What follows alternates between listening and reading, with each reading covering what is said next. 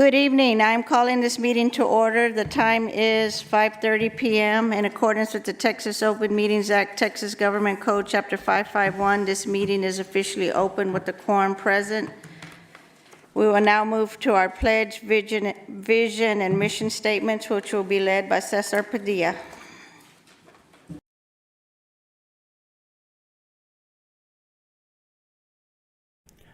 I pledge allegiance to the flag of the United States of America and to the republic for which it stands, one nation, under God, indivisible, with liberty and justice for all.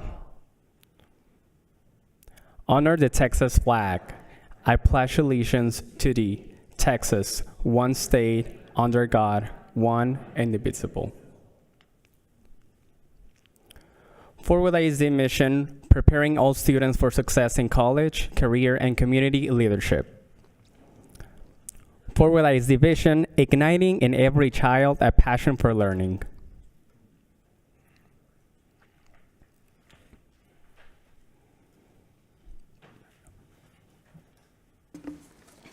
Thank you, Mr. Padilla. At this time, we will hear public comment addressing items on the agenda as well as items of a general nature or topics not specifically listed on the agenda.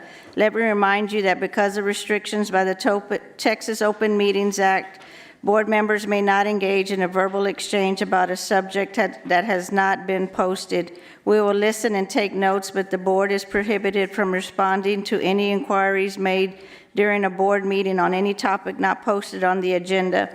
However, the board may reply with 1, a statement of specific factual information given in response to the inquiry, 2, recitation of existing policy in response to the inquiry, or 3, direct a person to visit with staff about the issue. No presentation may exceed 2 minutes unless the speaker has prior approval for additional time because of the use of a translator. Speakers who require the assistance of a translator are permitted double the allotted time of speakers who did not require the assistance of a translator. Speakers, when your name is called, approach the podium by going to the back of the room, down the stairs, coming up the side wall on your right. As soon as the speaker begins speaking, the time clock will begin. Our first speaker is Jameer Thomas, followed by Destiny Alvarez and Randy Jordan.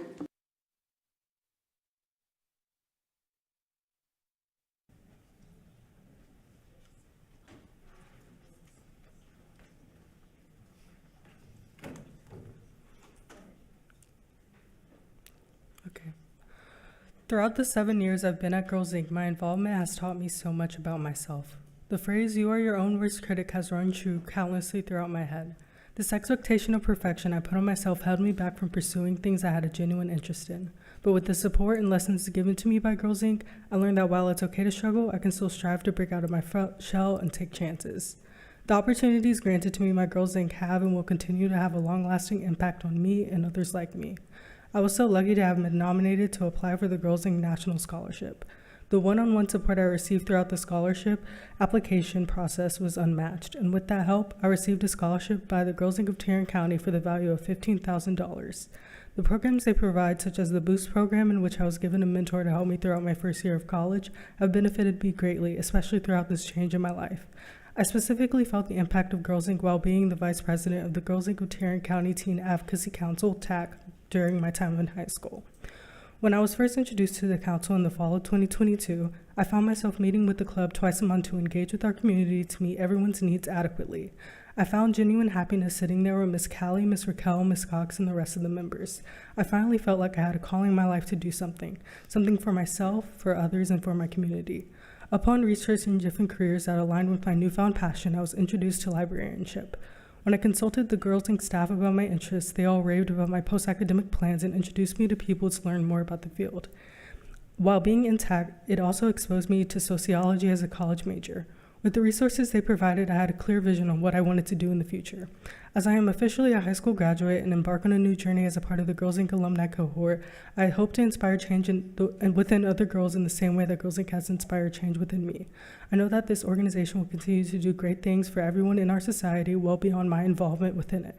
So I urge you to continue funding the organization and recognize the sheer impact that Girls Inc. has had on me, which is a reflection on the impact that they have had on thousands of others. Thank you.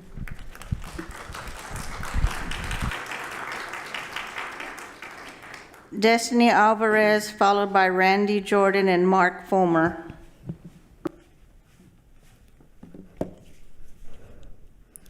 Hello, ladies and gentlemen, school board members, and Superintendent Ramsey. My name is Destiny Alvarez, and I'm a junior at Pasco High School. Today, I'm here to address the issue of pornographic books being brought back to our schools this fall. I want to start off by saying that these books have no place in our school libraries. The library is a place where I'm supposed to learn about things that will better my mind and advance my education. But having libraries with books that contain pornographic images will only hinder me and my fellow students. Moving on, Fort Worth ISD has always been a district with values. Fort Worth ISD says that they want to prepare all students for success in college, career, and community leadership. But how do these books contribute to that? The answer is they don't. These books have no value whatsoever.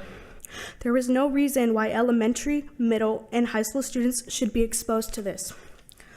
I don't think you school board members as parents would show these things to your kids, so why show them to students in the district? Most parents with their kids in Fort Worth ISD don't want their kids being exposed to this kind of content, especially in school. It's one thing to have sexually explicit books in public high schools, but it's even worse and it's sickening to have them in middle and elementary schools.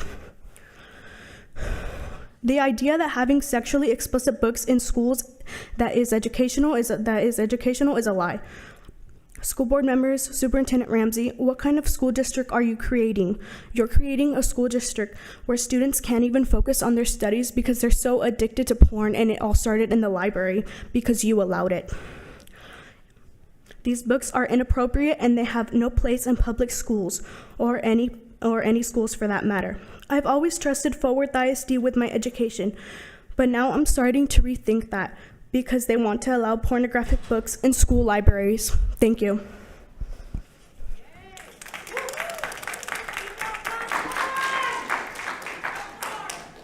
Randy Jordan, followed by Mark Fulmer and Bob Willoughby. Good evening. I don't think there's anybody here smarter than the Bible. Hope not. Per Romans, homosexuality is demonic. Okay, you read it for yourself. My question is, why are you putting pornography in the schools? Nobody in their right mind would give a child a driver's license. Nobody in their right mind would give a child a rifle. Nobody in their right mind would give a child a fifth of whiskey. Nobody in their right mind would give a child pornography. So why are you putting pornography in the schools? Is it A, you're not in your right mind? Is it B, is it political?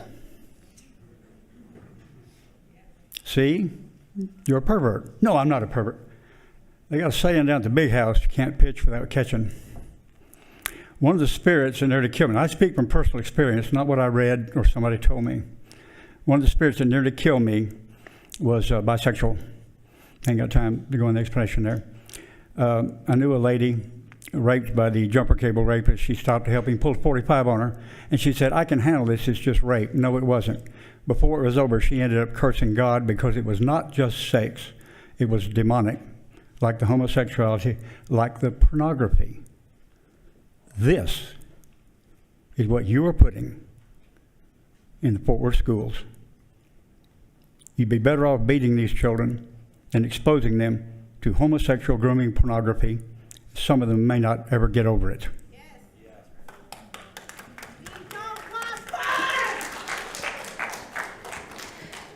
Mark Fulmer, followed by Bob Willoughby and Caroline James. Returning the books which contain sexually explicit content to the shelves of the Fort Worth ISD libraries is a blatantly reprehensible act by which you as school board members must be called into immediate accountability by those of us who are concerned for the protection and safety of our children.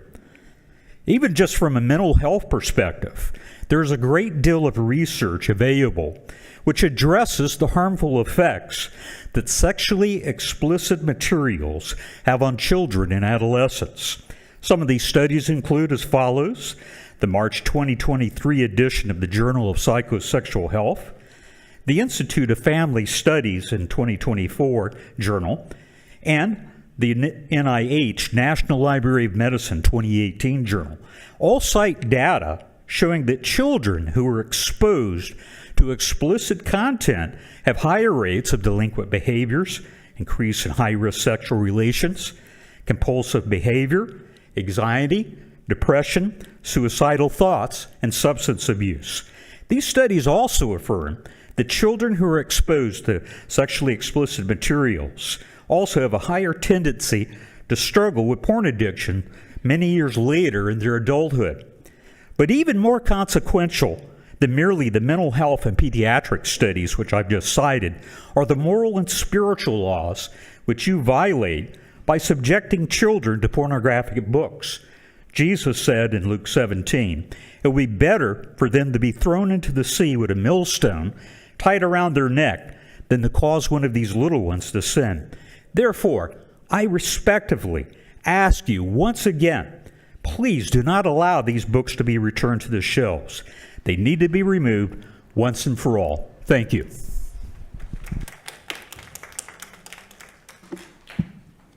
Bob Willoughby, followed by Caroline James and Roseanne Clark. I haven't been down here this much, but I am surprised. I'm appalled. This is what you was talking about the last time I was down here. I guess it's been over 6 months. I can't believe this issue is still going on. I can't believe anybody's in their right mind to let you people stay in office. That's what I can't believe. This should have been stopped first time I came down here months ago. You should have been appalled then. I'll give you one thing. You're like city council. You don't answer questions, okay? But the one thing y'all do, that city council, you at least play like you're paying attention. That's more than city council does. They get down and talk on their phones. Anyway, I didn't know this was going on. I came down here because I wanted to talk about getting civics back in school. I offered my board member, Toby, to come on my show and talk to the people. Let's discuss this a little bit. You no return call. That's a lack of respect. You don't have to come on the show, but when you don't return a call, that's no respect. I respect myself. Maybe you don't, but I do, okay? I don't respect anybody. And the board, you know, I have a lawsuit against the board, right, against the school now, because you wouldn't return a call. The president of the board member. All she had to do was return a call and talk to me. I might not have had to sue the school, but I've got a suit going on because she won't return a call. That is no respect. That's what we're missing more than anything. Respect of the people. You need to talk, answer questions. Same thing city council. Since I got involved, I've been really appalled between city council and here, how little respect there is for the people. You don't have to jump, answer, but you should return calls and answer. And I want to talk about getting civics back in. That's why we're down to 5% voting. That's why we got a crooked mayor. And you need to watch the news. One of my friends, she got the hell beat out of her by a police officer just the other night. And she was at council. Her eyes are blackened, her arms up. You know why? The mayor don't care. People don't vote. People are placed in office. And I got to ask, why are y'all here? I wanted you to get a pay so you could have something that we could take away from you if you didn't do good. They say you don't get paid.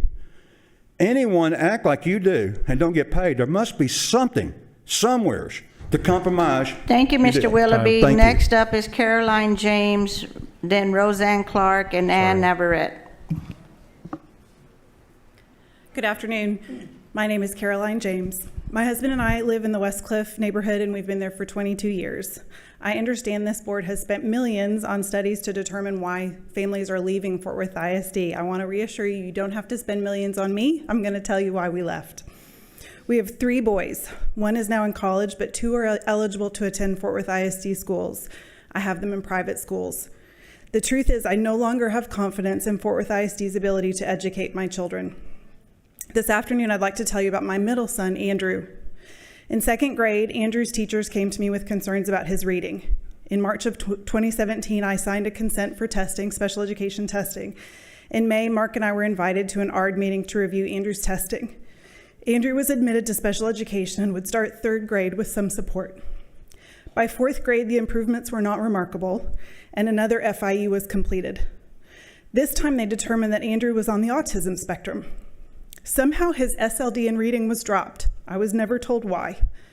Andrew would now receive speech and the same pull-out support that he was receiving before. I didn't know what they were doing in that pull-out support. I don't think it was making a difference. At the end of 5th grade, we were called to a transition meeting to prepare for middle school. I left the meeting knowing that my son was woefully behind and he couldn't read.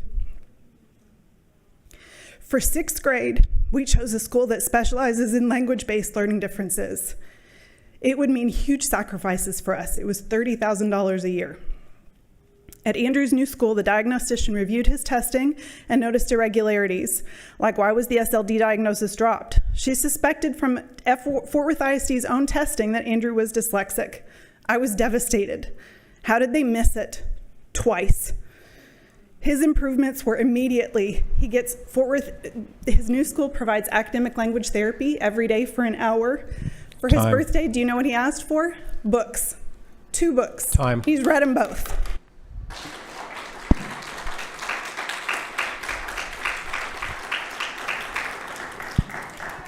Roseanne Clark, followed by Ann Navarrete and Joshua Moore. Thank you, board members, for the opportunity to speak about these books tonight. Not the books that enhance education, but those that destroy. I'm a mother of 3, a grandmother of 11, a great-grandmother of 3. I was married for 20 years. I've been a widow for 30. During that 20-year marriage, my husband was a slave to pornography. And the one thing that,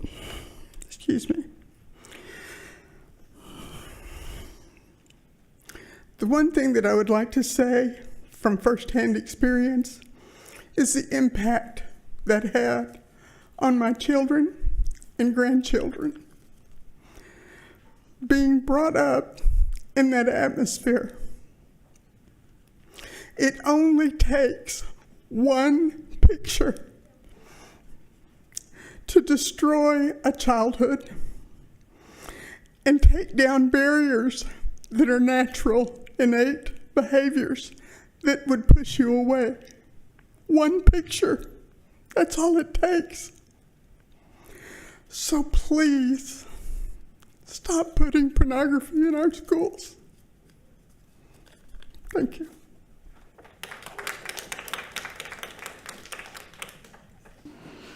Ann Navarrete, followed by Joshua Moore and Rosalie Escobedo.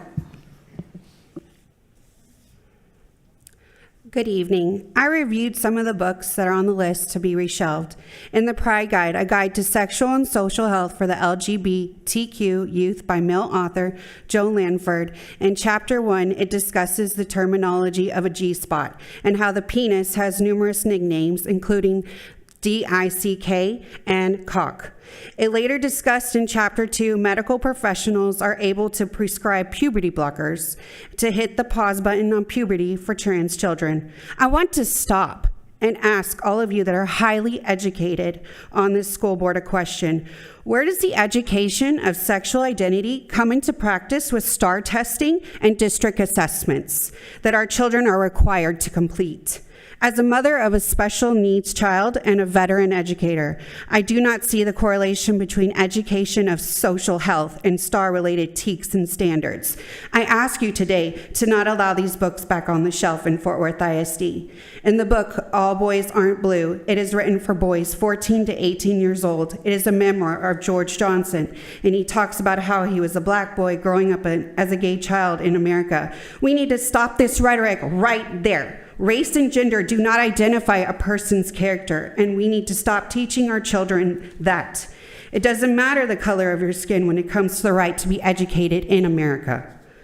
Identifying ourselves by the sex that we choose is unbiblical. In Genesis chapter 1, verse 27, it states, "So God created man in his own image. In the image of God, he created him, male and female. He created them." In Johnson's book, he says our society bases a person's identity on the sex that they were born with. Instead, there's a spectrum of identities that the child should choose from. The only spectrum is the DSM-5, which discusses gender dysphoria, not sexual preferences. Time. Thank you for your time.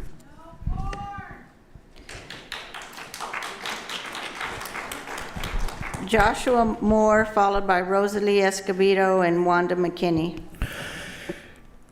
Well, I know that HB 900, or I believe 600, was overturned by a judge, and I'm pretty confident many of you on the board are pretty happy about that because you've allowed this disgusting kind of content in the schools.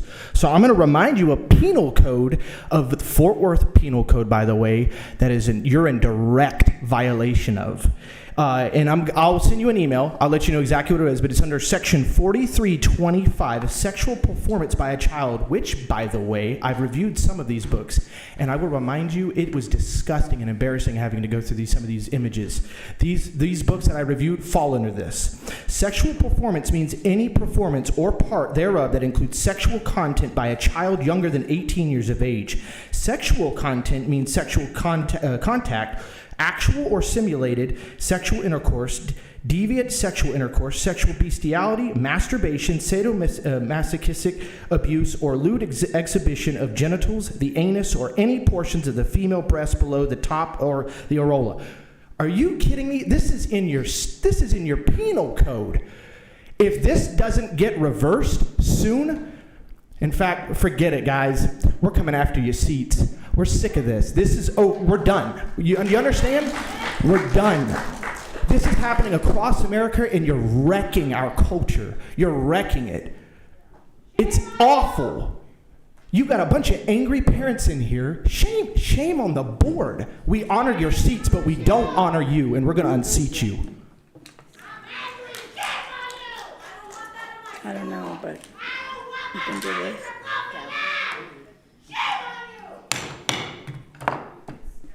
Per Fort Worth ISD Board Policy BED Local, disruptions of the meeting are not to be tolerated. Please accept this as everyone's first warning.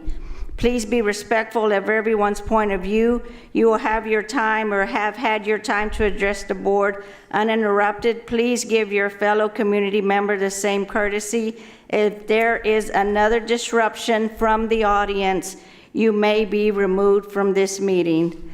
Thank you. Please continue, Rosalie Escobedo. Thank you. I'm Rosalie Escobedo, the Executive Director for Tarrant County Citizens Defending Freedom. I'm coming here today to discuss the unconstitutional Title IX modifications. On April 29, 2024, Governor Abbott issued a letter to President Biden in defense of Texas and signaled a nullification in the unconstitutional usurpations by the Department of Education, including his instruction to the TEA to not comply with Title IX changes that are set to take effect on August 1st, 2024. On April 29th, AG Ken Paxton filed a lawsuit against the department. Among others, the lawsuit alleges violations in the Administrative Procedure Act and the unconstitutional violation of the separation of powers by disregarding the plain meaning of sex that was widely understood and accepted to be binary and biological at the time Title IX was originally passed by the United States Congress in 1972.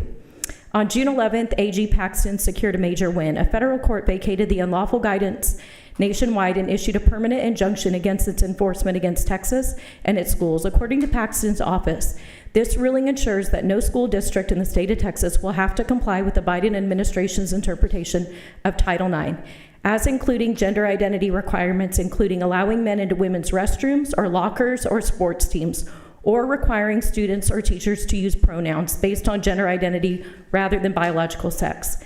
The court order explains the Biden administration failed to follow the proper procedures here.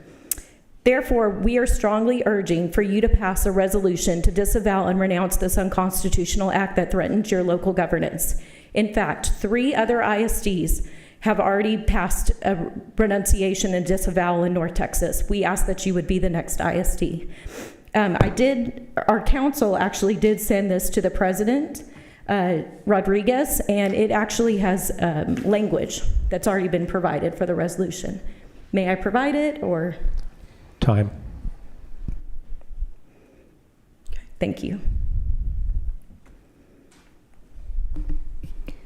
Wanda McKinney, followed by Amanda Inez, Sabrina Ball, and Reed Bills.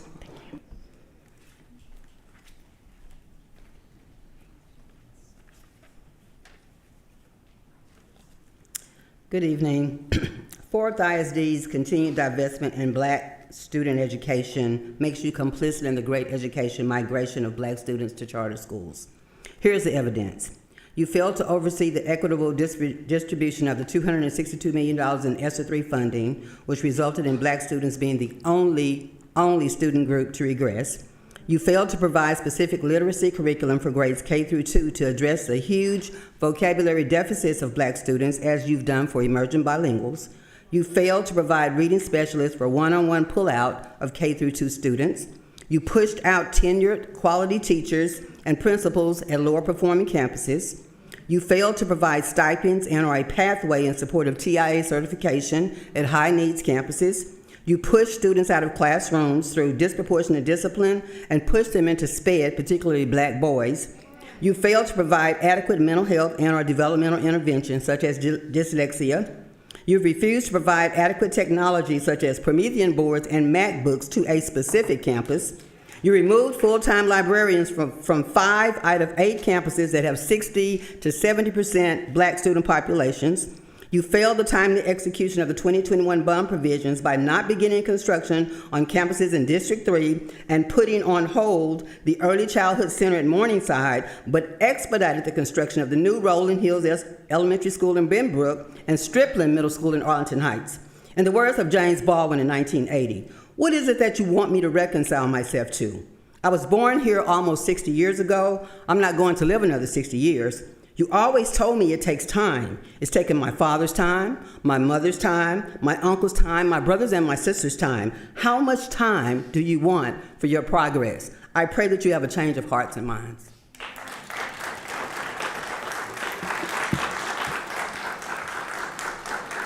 Amanda Ine, followed by Sabrina Ball, Reed Bills, and Doreen Geiger. Good evening, Dr. Rodriguez, Board, and Dr. Ramsey. I'm Amanda Ine, a parent and a taxpayer and former teacher at Fort Worth ISD.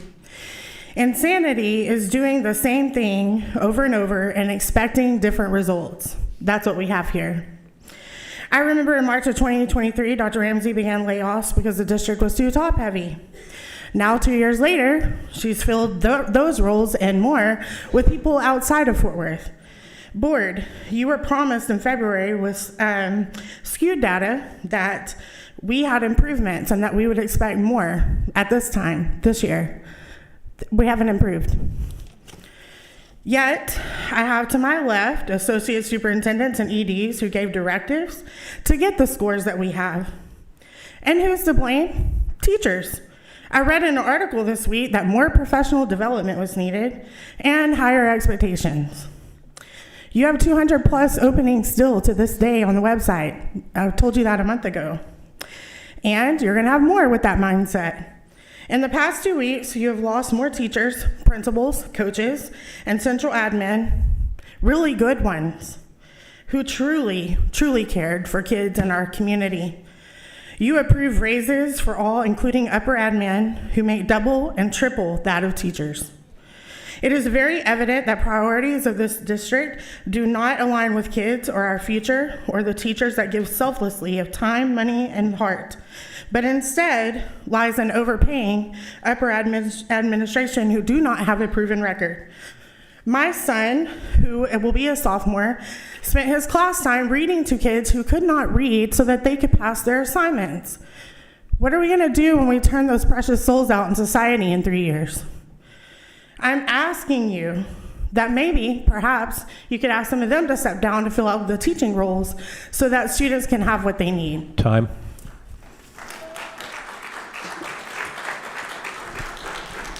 Sabrina Ball, followed by Reed Bills, Doreen Geiger, and Melanie Watson.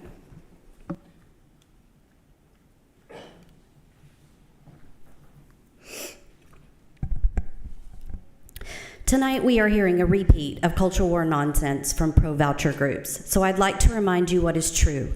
You have a process for handling complaints from people outside of the district. Please use it. You have a proposal from us to give preference to stakeholders and improve board meetings. Legal definitions matter. They are your guidepost in serving your students and protecting their rights. Pornography should not be in our book conversations at all. In book policy, harmful material and obscenity are legally defined.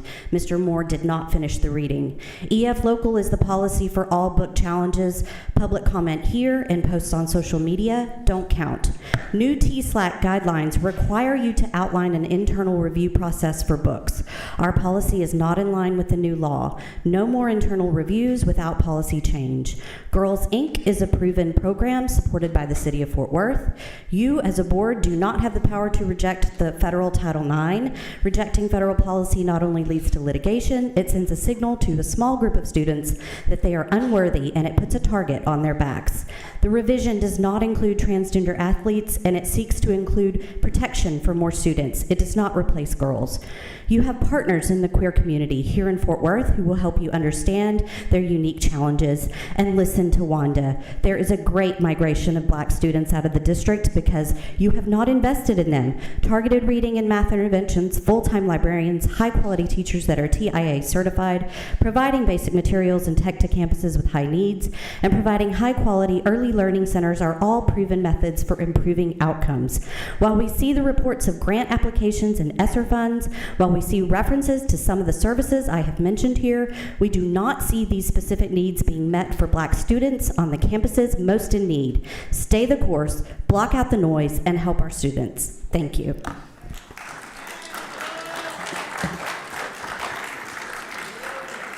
Read bills, followed by Doreen Geiger, Melanie Watson, and Trinace Dorsey Hollins. Before I get to my remarks, I want to thank you for returning the books needed by our students.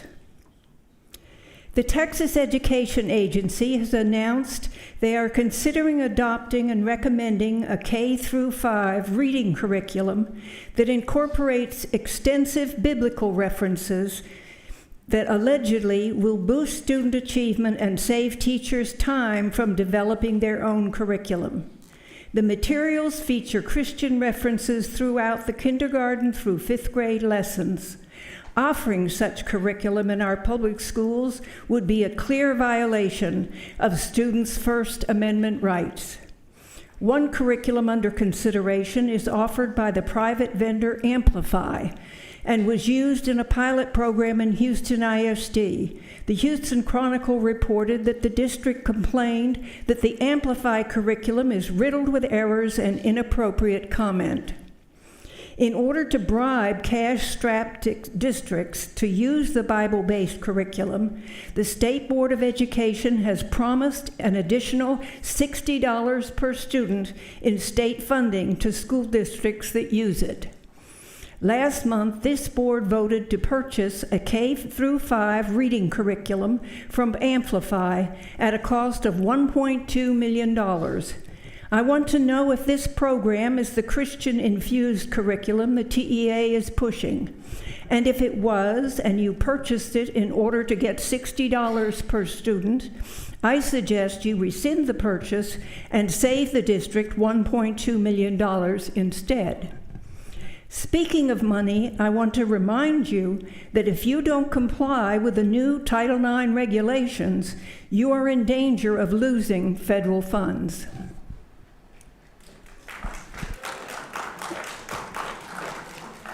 Doreen Geiger, followed by Melanie Watson, Trinace Dorsey Hollins, and Ashley Tolliver.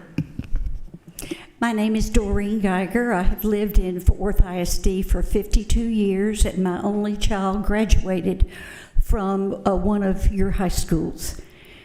I'm here today to ask that you listen to the children and the parents and grandparents of those children who are your constituents in Fort Worth ISD.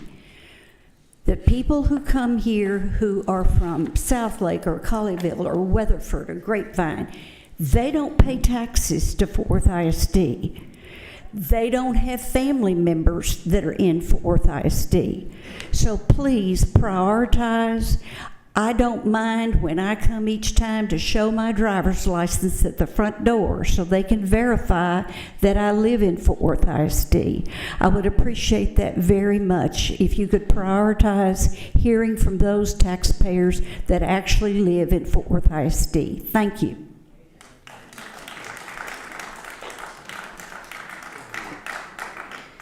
Melanie Watson, followed by Trinace Dorsey Hollins, Ashley Tolliver, and Charles Bills. Good evening, President, Superintendent, and board members. Thank you for taking the time to listen to concerned parents. I'm Melanie Watson, a powerful parent with Parent Shield Fort Worth. I'm here tonight. I had a whole little speech together here that I was gonna do, but I'm gonna just speak from my heart because sitting here listening to some of this stuff has tremendously disturbed me. Now, she just said that y'all shouldn't be listening to nobody if they not from Fort Worth ISD. I agree, but let me tell you what I just did. On June the 1st, I moved my family to Keller. Technically, I'm not in Keller, I'm in Fort Worth. My address is Fort Worth, Texas 76244, but I had to make sure that my middle schoolers went to a school that they would learn. And when I first moved to Texas, I went online, and I've spoken here before about it. The lack of transparency, the lack of upgrading to websites, the lack of understanding of these bars and graphs that y'all give parents, it needs to stop. Like they spoke and said, how much longer we got to wait? Our parents done waited. Now it's time for us to see a difference for our kids. I thank y'all for making sure that the STAR testing was linked to the parent portal. Step up for Fort Worth ISD. But what else are we gonna do to ensure that our children can read? Parents shouldn't have to move from the homes that they've been in for 5 years just to get to an ISD so they middle schoolers can learn. I admonish you guys, it's time to step up now. We have no more time to waste. Do what's best for the children you're supposed to support.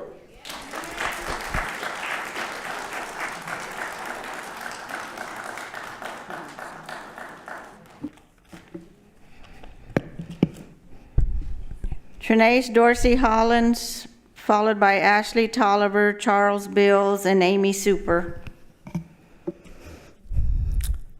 I want you all to imagine this. The child that grew inside of some of your wombs, or maybe your wife's womb, is in a terrible accident, rushed to the hospital with multiple bullet wounds, and is fighting for their lives to survive. They're rushed into surgery, and a few hours later, the doctor comes out and says, well, we've done all we can do for them.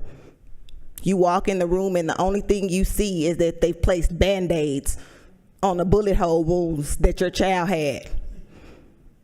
Yes, Band-Aids. That's exactly what you guys are doing for our children, putting Band-Aids on the situations, and we're tired of it. No more Band-Aids. Let's be an innovative district. We know we can be that, but it's only done through transparency, ownership, and parent and community support. We've asked several people sitting on the board about the timeline of Fort Worth ISD's 5-year goals and asked that parents and the community be able to review and weigh in on those goals before they're voted on and adopted on by the board. Still waiting on that timeline to be confirmed. As these goals are being reviewed, please keep in mind that parents need direct notices as to when our children are not on grade level. We know report cards are not enough. Providing clear and simple notification of whether or not our child is on grade level according to state and national standards will better support parent involvement in our children's education. I want to thank Trustee Dar for taking the time to review the agenda and ask the questions that I was also thinking. This month's agenda was very confusing to me. I was concerned as to why it started off as being 10 pages with no information, no descriptions, no quotes, no costing, no funding, none of that included, only to Monday be turned into a 504-page agenda. I was confused. Final thoughts, our kids can't read. Time. No more Band-Aids. Time.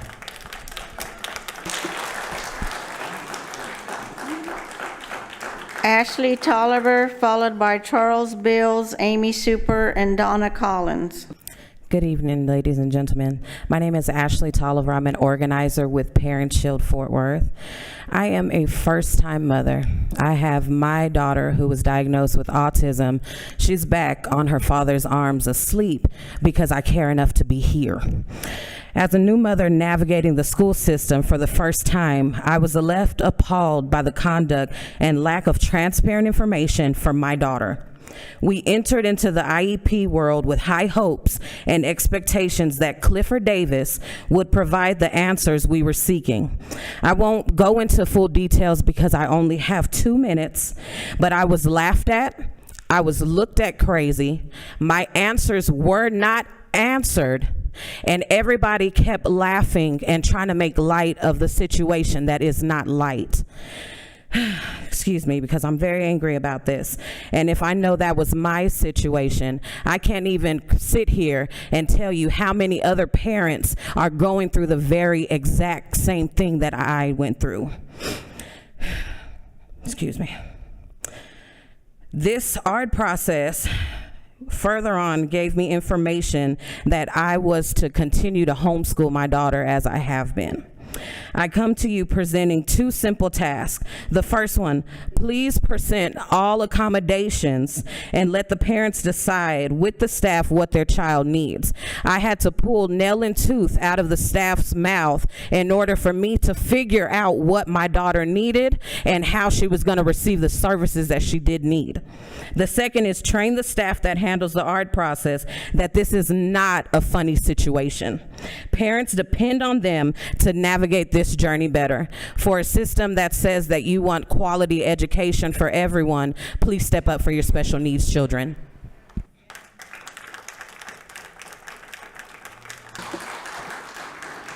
Charles Bills, followed by Amy Super, Donna Collins, and Meredith Bowman.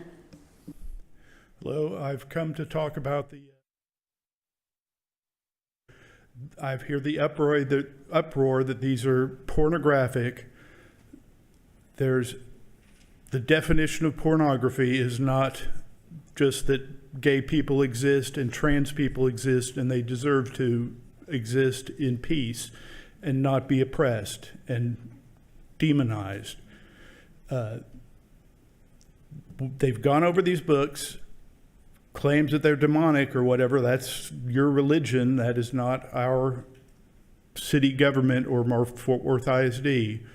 The books are, if you don't like the books, you don't have to read them. Your kids don't have to read them. They are not forced on them. Thank you.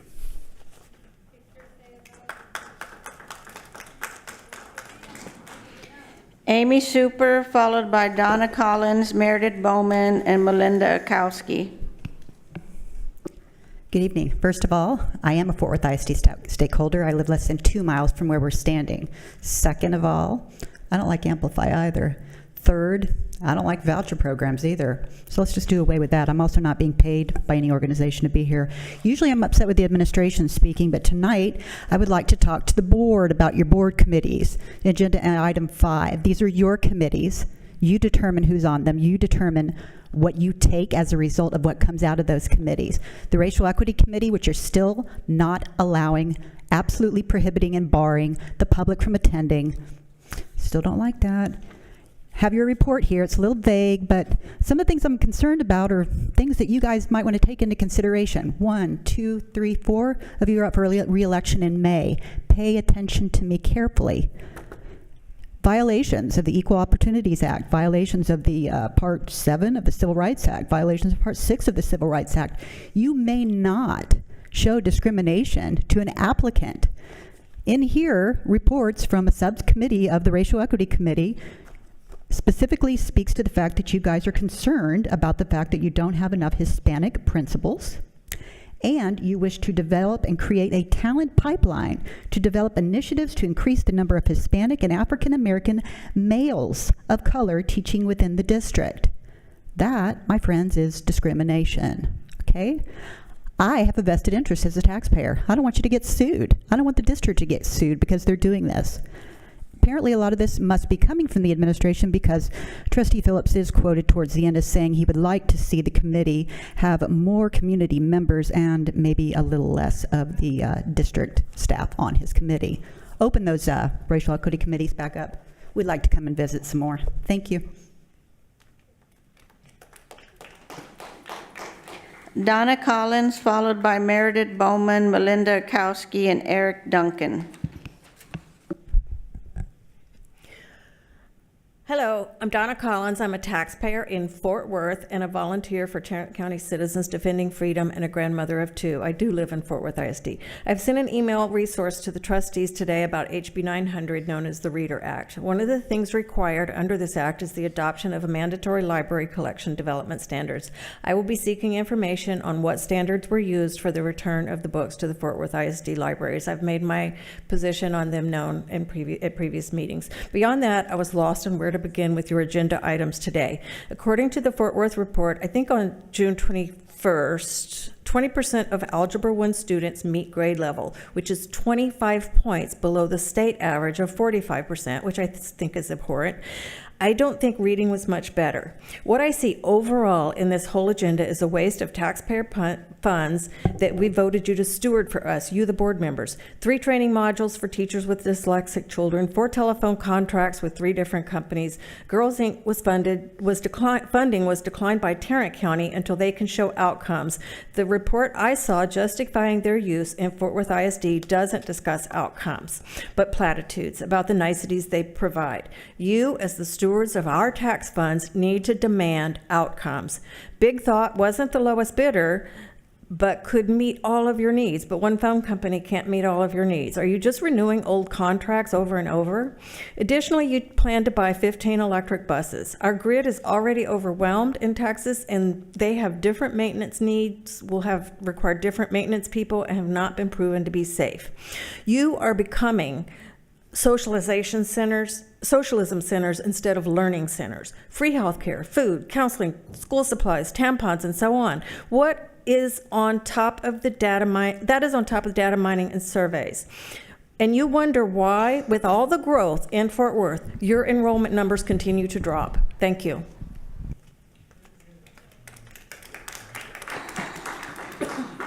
Meredith Bowman, followed by Melinda Akowski, Eric Duncan, and Gail Smith. Good evening, Board, Dr. Ramsey, and Dr. Rodriguez. I'm Meredith Bowman, taxpayer, parent, and teacher at Fort Worth ISD. I didn't really plan anything to speak tonight because I wanted to kind of hear what was going to be happening. But I do have one thing I need to talk about before to give props to the maintenance department. We had field day back in April, and when the storms came, it was really raining a lot. The landscaping wasn't being taken care of. We called to try to get maintenance to come out. We had field day, it wasn't happening. Our assistant principal went outside to mow the lawn the morning of. The maintenance came out to take down the trees that actually fell on the cars in the parking lot. And they happened to just have a riding lawnmower and a weed eater, and they came out and it took them 2 hours to mow our half-acre yard outside where our kids could actually have field day. The lawnmower actually had to stop. The maintenance guy was very nice. So he stopped because there were 2 ducks out in our field we thought were actually laying eggs. He didn't want to run over the eggs. Please be very cognitive on renewing the contracts, because I was told that happened because the contracts were not renewed last year. This district, we have a real problem.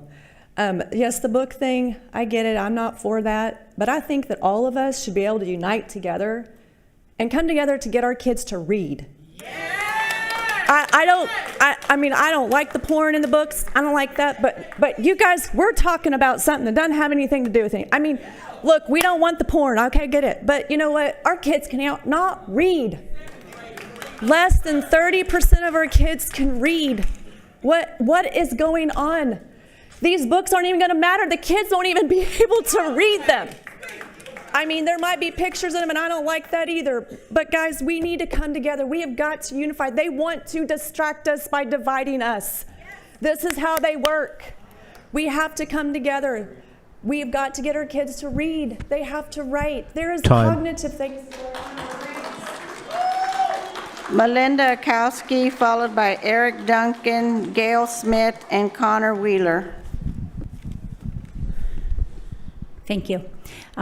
With all due respect, Ms. Bowman, we actually do want the kids to read. We would prefer, however, that they're not constantly berated with, I can't even describe the amount of filth that they're given. So no, I don't want them to read it. I don't want them to see it. I don't want them to do any of that because that stays in their mind. It literally does. It shapes their futures. We cannot allow these children to be subjected to that. Absolutely, we need to make sure the test scores are up. We need to be doing our job, which our job that you're put there to do is to make sure the children are learning to read, write, giving them arithmetic that actually makes sense, common sense, not this Common Core that doesn't make sense. History. All of those things are very important, but we can walk and chew gum at the same time. And I can tell you that we do not need to stand here and stand for our children to be subjected to this. I'm here tonight to submit to you that you are in violation of Administrative Code Rule 4.2. In the Administrative Code, it states a school library collection development policy must prohibit the possession, acquisition, and purchase of harmful material as defined by Penal Code 43.24, library material rated sexually explicit material by the selling library material vendor under Education Code 35.002, or library material that is pervasively vulgar or educationally unsuitable as referenced in PICO versus Board of Education. 7C of that administrative code says recognize that obscene content is not protected by the First Amendment to the United States Constitution. Penal Code 43.24, subchapter obscenity, it states patently offensive means so offensive on its face as to affront current community standards of decency.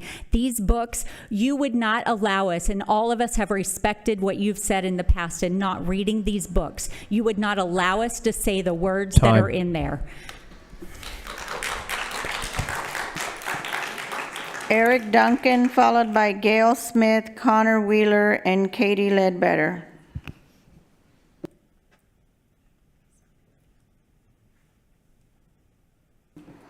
Gail Smith, followed by Connor Wheeler, Katie Ledbetter, and our final speaker, Mia Navarrete. Hello. On the subject of the books, I just want to make a few statements. You have eyes to see. Are you seeing?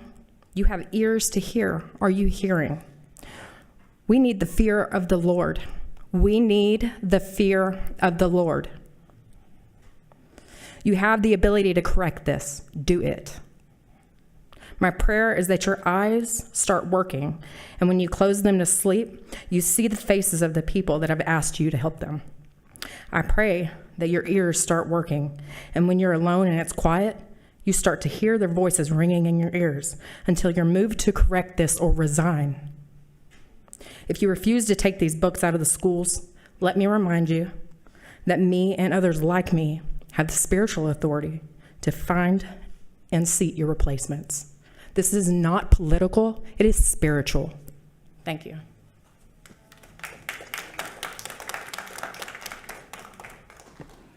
Connor Wheeler, followed by Katie Ledbetter and Mia Navarrete.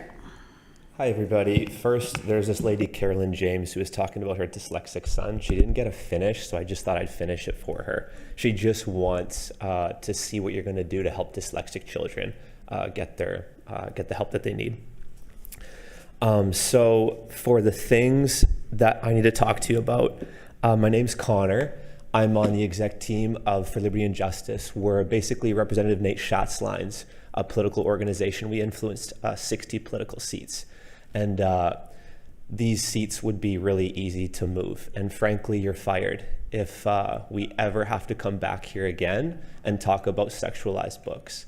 Like, people are laughing, but they don't really understand the political swing that we do have.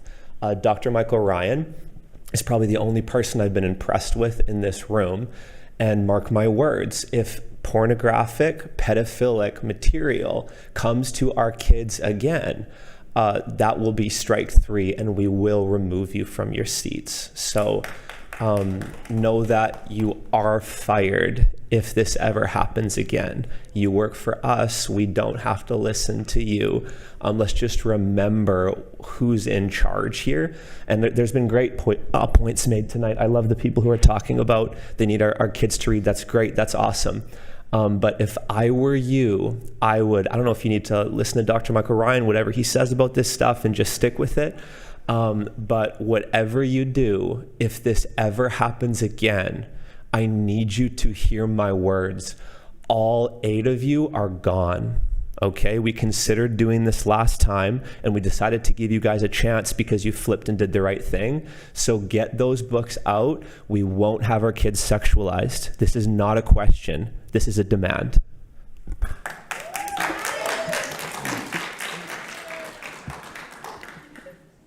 Katie Ledbetter, followed by our final speaker, Mia Neverett. 2 Chronicles 7:14 says, "And my people who are called by my name humble themselves, pray and seek my face, and turn from their evil ways, then I will hear from heaven, forgive their sin, and heal their land." These books are just blatantly weird. Like, it's weird that they're in the schools. It's weird that y'all still have them there, that we're even still having this conversation. So I'm going to take the rest of this time to pray. So Lord, I just lift up every single person on this school board. Lord, I pray over Kevin Lynch. I pray for Wallace Bridges, Anael Lubanos, Ann Dar, Camille Rodriguez, Angelica Ramsey, Toby Jackson, Roxanne Martinez, Quentin Phillips, and Michael Ryan. Lord, I pray that your mercy would be over them. Father, I pray that your kindness would lead them to repentance, Lord. I pray that they would seek your face, that they would humble themselves, Lord Jesus. I pray that you would speak to them, Lord, and that you would convict them for what they're doing, Lord. I pray that they would be bold leaders that would stand against the things of this world, Lord. I pray that they would begin to operate in the ways that you move, Lord Jesus. I pray that they would just be confident in the fact that they're made in your image. Lord, I thank you that you love them, but you don't love what they're doing. And so, Lord, I just pray that you would continue to just speak to them. Lord, I pray that they would have a cloak of humility rest on them, a cloak of holiness. Lord, I pray for your spirit to move in their lives. I pray for deliverance over every single one of them, Lord. I pray that they would just see you, that they would see you, that they would know you intimately, Father. I pray that they would fall madly in love with you.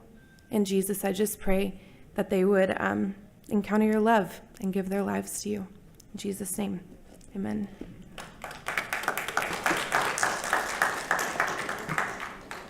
Our final speaker is Mia Neverett.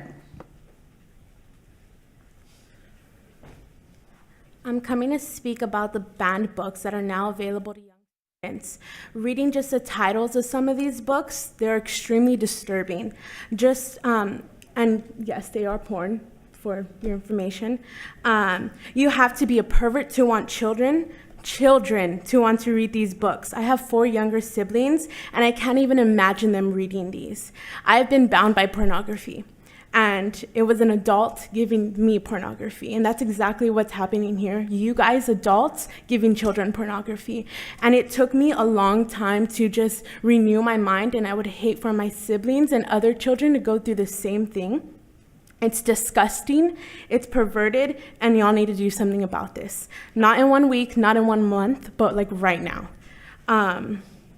It's crazy that we're still talking about this disgusting topic. It's absolutely mind-blowing. And I also heard that some of you guys are Christians. Just a reminder that porn is not a Christian value, and maybe that we should be reading the word more instead of giving children porn. Thank you.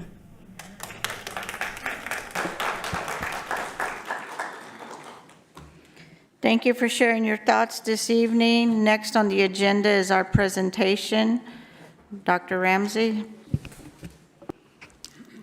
Thank you. We're going to present this evening on some academic achievements for our students in the school district and kind of an end-of-year review, per se. All right. So we're going to start with map growth. We spoke to the board and shared the beginning to the middle of the year, and said we would return to provide that middle to end of the year. And so wanted to provide to the board the information that you see before you. As you can see, there were growth in every category and from beginning to middle to end. This in particular is our reading in English. Overall, we had an 8-point gain, but as we saw previously, highest gains at the elementary level. MAP growth by student group, as we provide to the board student group information. Our all students, our Hispanic, our African American, our white, our economically disadvantaged, emerging bilingual, and students with in special ed. All groups grew. If you see there, 8%, 7% for Hispanic, 9% for both our African American and our white students, 8% for our economically disadvantaged, and then 5% for our emerging bilingual and our special ed students. Our students that are learning English also have the opportunity to take the exam in Spanish, and these are our students that are emerging bilingual that will not yet take the state assessment in English. And you can see that in that category, all kindergarten, first, second, third through fifth grade, all grew. The overall was 12%, but again, largest gains at the kinder, first grade level, and double digits growth. On math, this is also the RIT score, so it's student growth. Overall, over 10 percentage points. At the kindergarten level, they grew 20%, at the first grade 19, second grade 17, third grade 16, fourth grade 11, fifth grade 10, sixth grade 6, seventh grade 4, eighth grade 4, and Algebra 1, 9. And as we remember from the representative partner that came from MAP the last time, the way that the assessment is built, that is why we see kind of less growth, if you want to say it that way, at the higher levels, because the test itself is built that way.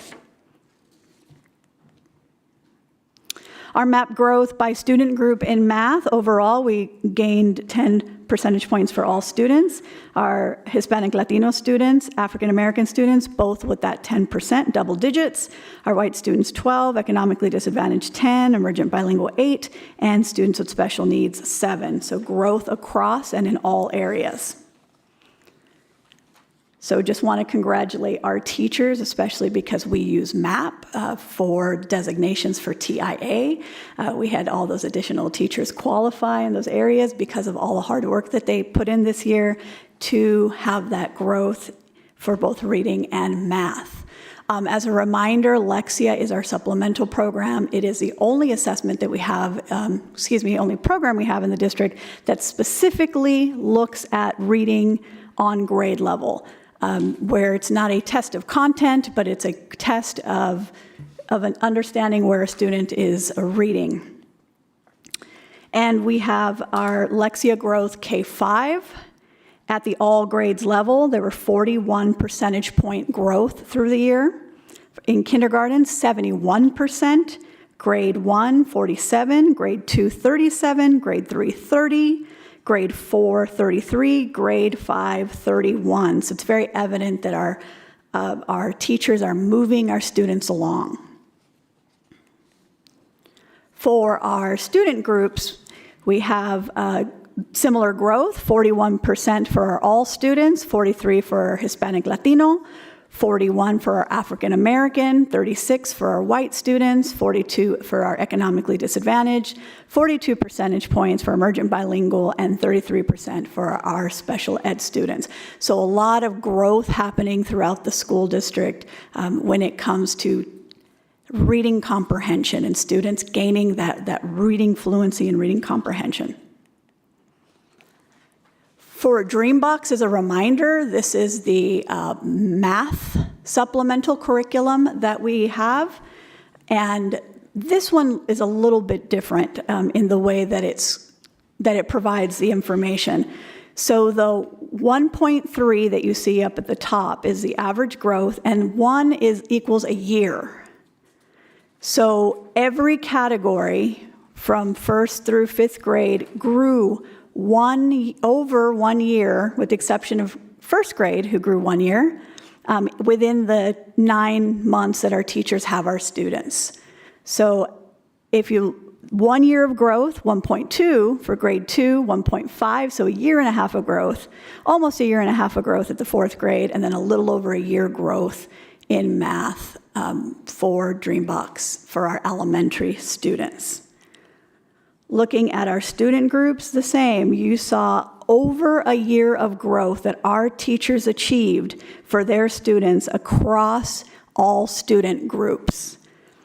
1.3 for all grade levels, but as you can see there, across the spectrum, in the 9 months that we have our students, our teachers grew our students over 1 academic year, and that's what we know we need to do, because our students, we know, are behind. We know that our students, when they get to us, are already behind, and so in order to catch them up, our teachers can't just grow students 1 academic year, which is why we have supplemental programs like this to assist as well. And so our teachers are doing a great job.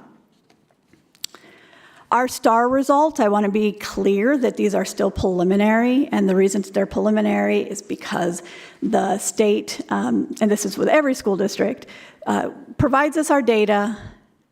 There's also sometimes cleanup that happens, so there's students that may be coded, that there's some codes that need to change, and then there is a discrepancy, and I'll say now, between what you're going to find online and what we're presenting tonight, because what you can find online is all students. But what we're providing, oh, this is actually all students, isn't it?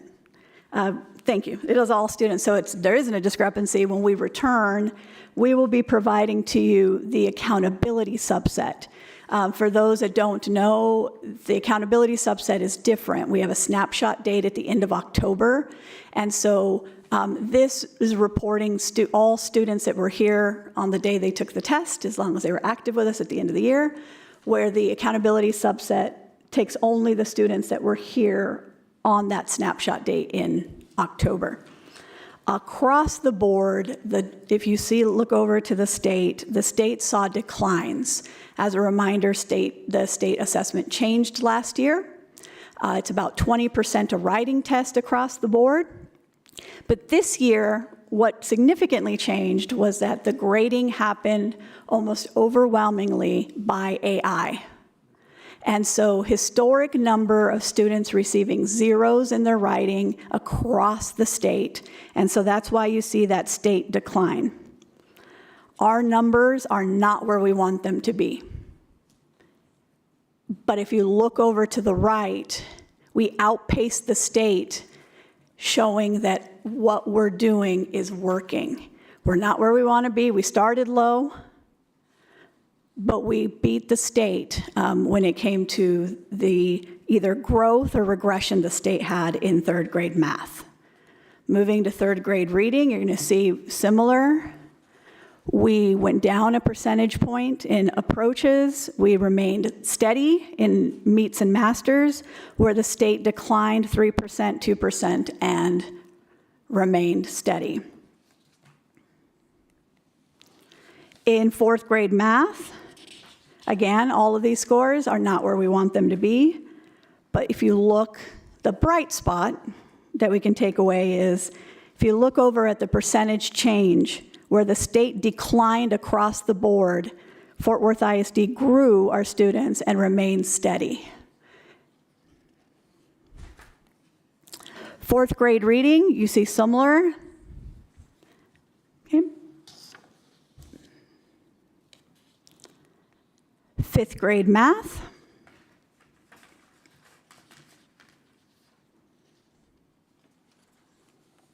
Fifth grade reading.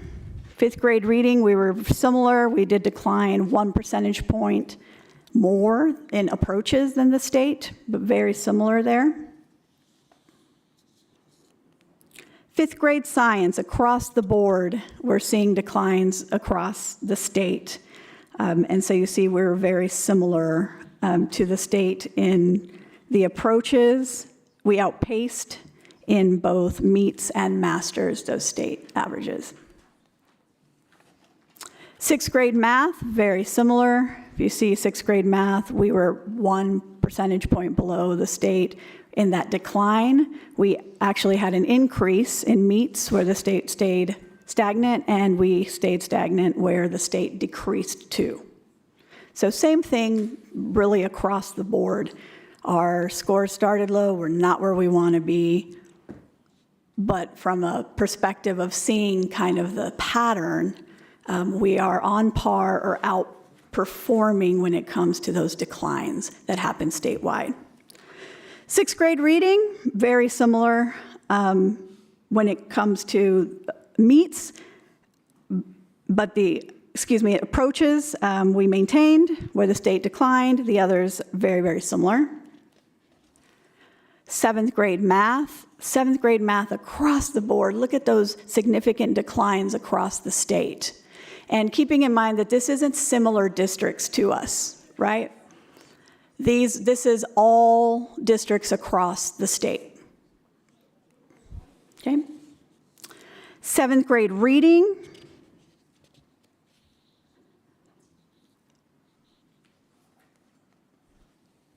Eighth grade math. Declines there for us to look at campus-wide, student-wide, wise, and continue to push in supports in that area. 8th grade reading, the state did beat us when it comes to that decline. That happened. We were at 5, they're at 3, so 2 percentage points. We were the same when it comes to meets, and then we maintained at the master's level. 8th grade science, our declines very similar to the state. 5, 2, and then maintained, where they're 4, 3, and maintained. 8th grade social studies,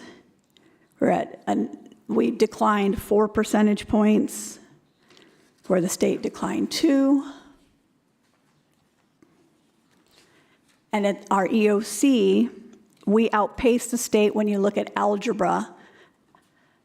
We grew 3 percentage points and maintained where the state as overall only grew 1 percentage point. In biology, we grew and outpaced the state 5%, 4%, where they were only 2 and 0. The state declined in masters, we maintained. English 1, we dropped 2 additional points from the state, 1 percentage point from meets. Okay. English 2, we grew where the state stayed stagnant. We outpaced by 1 percentage point in the meets area, and we stayed the same as the state when it comes to masters. U.S. history, similar with a 4%, but this is an area where we're very close on the approaches to the state actual scores. Okay. TELPAS is the exam that our students take to assist us, knowing if they are moving forward in acquiring that second or sometimes third language, English. Just as a reminder that our students have to take this test in addition to their STAR test that they take. There is an overall composite score, and there are 4 separate exams, 1 in listening, 1 in speaking, 1 in reading, and 1 in writing. The difference between the STAR test and the TELPAS is that the TELPAS is by grade band, grade span. It isn't a grade level test, so it's slightly different. And our scores, as you can see, for the majority are within the intermediate and the advanced range. For our students, we were able, we are missing a slide, we were able to increase our reclassification rate. So in order to be reclassified, you have to pass your STAR, you have to have advanced high on the TELPAS, and go through a process for the LPAC. And we were able to significantly increase our reclassification rate for this year. So that's huge for our students since we have 41% emergent bilingual. In our career college military readiness, as you can see, this is an area of pride for the school district. We grew significantly in our students graduating career college military ready. We're projected, because again, all of this is still preliminary, to be at 86%. That's a huge increase for this school year. Advanced academic in our college courses, we continue to provide an array of advanced courses for our students, on-ramps, dual credit, and AP. You see down at the bottom, we can see the college enrollment student numbers. And the difference between the blue and the orange, it's probably hard to see, is that that's the number of courses. The orange are students, so most of our students double up. And so that's why there's a difference between the blue and the orange. Collegiate testing. We continue to remove barriers in Fort Worth ISD by providing those exams for free for all of our students. And so we're really excited about where we're at with our CCMR. Our attendance, we spent a lot of time and energy on two things, on getting our attendance rate up and decreasing chronic absenteeism. We were able to increase our student attendance. We ended the year at a 92.65% attendance, and we were able to decrease our chronically absent. That is still a challenge, not just here, not just across the state, but in the country. Chronically absent is defined as missing more than 10%. So if you miss a couple of days in a month, you're chronically absent. And so we need to continue working on that because we know that if students aren't in school, then they're not learning. And it starts at the kinder level for us. Okay. Our referrals and out-of-school suspensions, I want to point out, and the board is aware, the reason that we highlight our African American percentage of discipline referrals is because that's an area of focus for us. So we had a decrease of 5%, as well as a decrease of 8% of out-of-school suspensions for African American students. And if you see the data itself, our discipline has improved.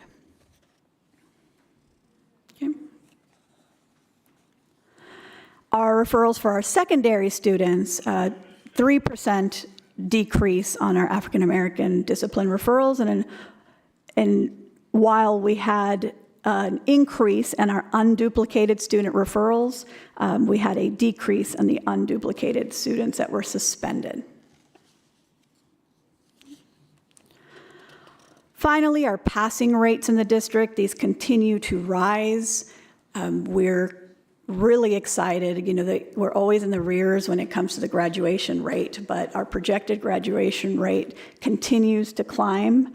And so we're very, very close to that, getting to that 90% of our students graduating. And if you look back at that other data, and 86% of them will graduate career college military ready. And so there's a lot to celebrate when it comes to the outcomes that our students are having in the school district. And that's our very brief report this evening on some of the achievements, some of the things that we said that we would bring back to the board, and I am open for any questions.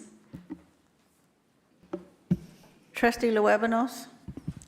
Thank you, Dr. Rodriguez. Thank you for this report. I have a couple of questions.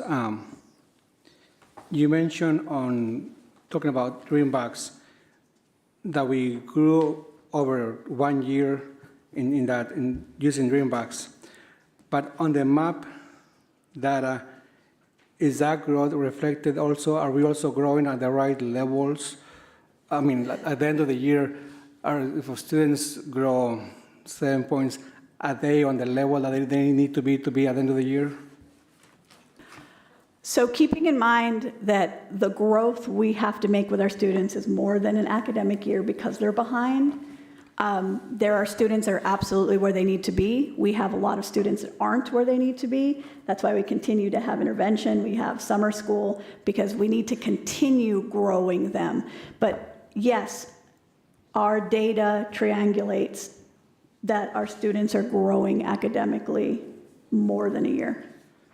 So at the end of the 5th grade, he needs to be at whatever points they need to be at. All of students on that level? So just a reminder that MAP meets the student where they're at. And so that growth is based on your starting point, right? So if a student starting point was, let's say, 3 levels behind their grade level, that's why we're saying while we're growing and we're growing more than a year, we have to keep, it has to be more aggressive. We have to have more programming, we have to have more intervention. That's the use of that school performance, the framework, and the additional supports for our campuses. That's why all of that's important, because we're playing catch up, but we're nowhere near where we need to be. And on the STAR results, are we missing a column? Because we have approaches, we have meets, and we have masters. And I was doing the math, and the math was not working for me. So where is the column that we're not seeing on this report? So a couple of things. One is there is the, is it called far below, what's the non-passing one called? I'm sorry, I just blanked. No, it's approach, no, approaching is passing. Does not mean? It does not mean, I'm sorry, I just had a little bit of a brain issue. So there's a column for do not meet, so the students that did not pass. These 3 columns are what's considered passing. So approaching is the pass standard in the state. So if we go back to slide 15, we have 54 approaches, we have 28 meets, and we have masters of 9. So all of them together is 91. So the 9 points that we are missing is that do not meet? Yes, that would. Yeah.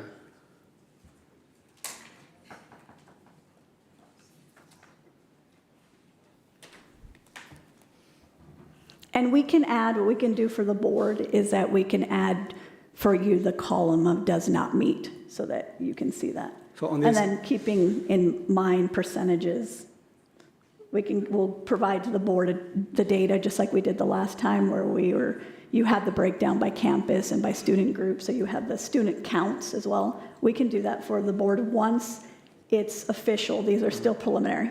So on this case, 9% will be the does not meet to get to 100. That's 4. It's 4. No. So I think the confusion, I think I understand your question. Let me just make sure I understand. But the meets and the masters number is within the approaches, right? So if you passed, you're within that 54. So the 54, the 28% of the 100% met, and 9% of the 100% was at masters. I see. And then last question on the TELPAS. So 26, slide 37. If we add all of them, the top row, so 26,000 students took that TELPAS, and only 2817 did the advanced high. So for the advanced high, those students are now going to continue to take the TELPAS the next year, or they're out of taking the TELPAS? It depends on how they did on STAR as well. So if they high enough. Thank you.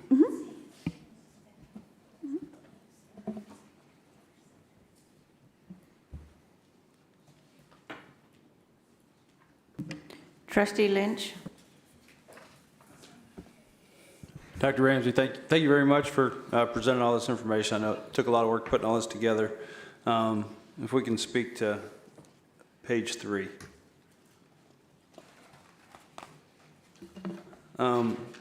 So when I was looking at this, and I tried to go look at the website for NWEA to get a sense for what expected growth looks like nationally.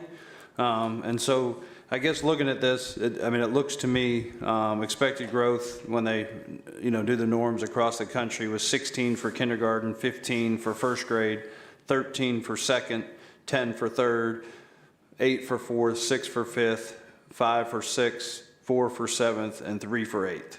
So at least looking at this, to me, it looks like in these earlier grades, which are critically important, we are ahead of the national growth. My question is, we're behind and only ahead by a little bit in some of those. And so what are some of the strategies that you all have discussed and plan to put in place kind of moving into next year to continue that growth? Yeah, that's a really good question. So in addition to making sure that our campus leaders are equipped with being able to help teachers to coach, it's through the school performance framework. There are additional supports that principals had the ability to select from. Included in that was a change in making sure that there are interventionalists at campuses. And so they were able to select sometimes an additional person, right? My associates.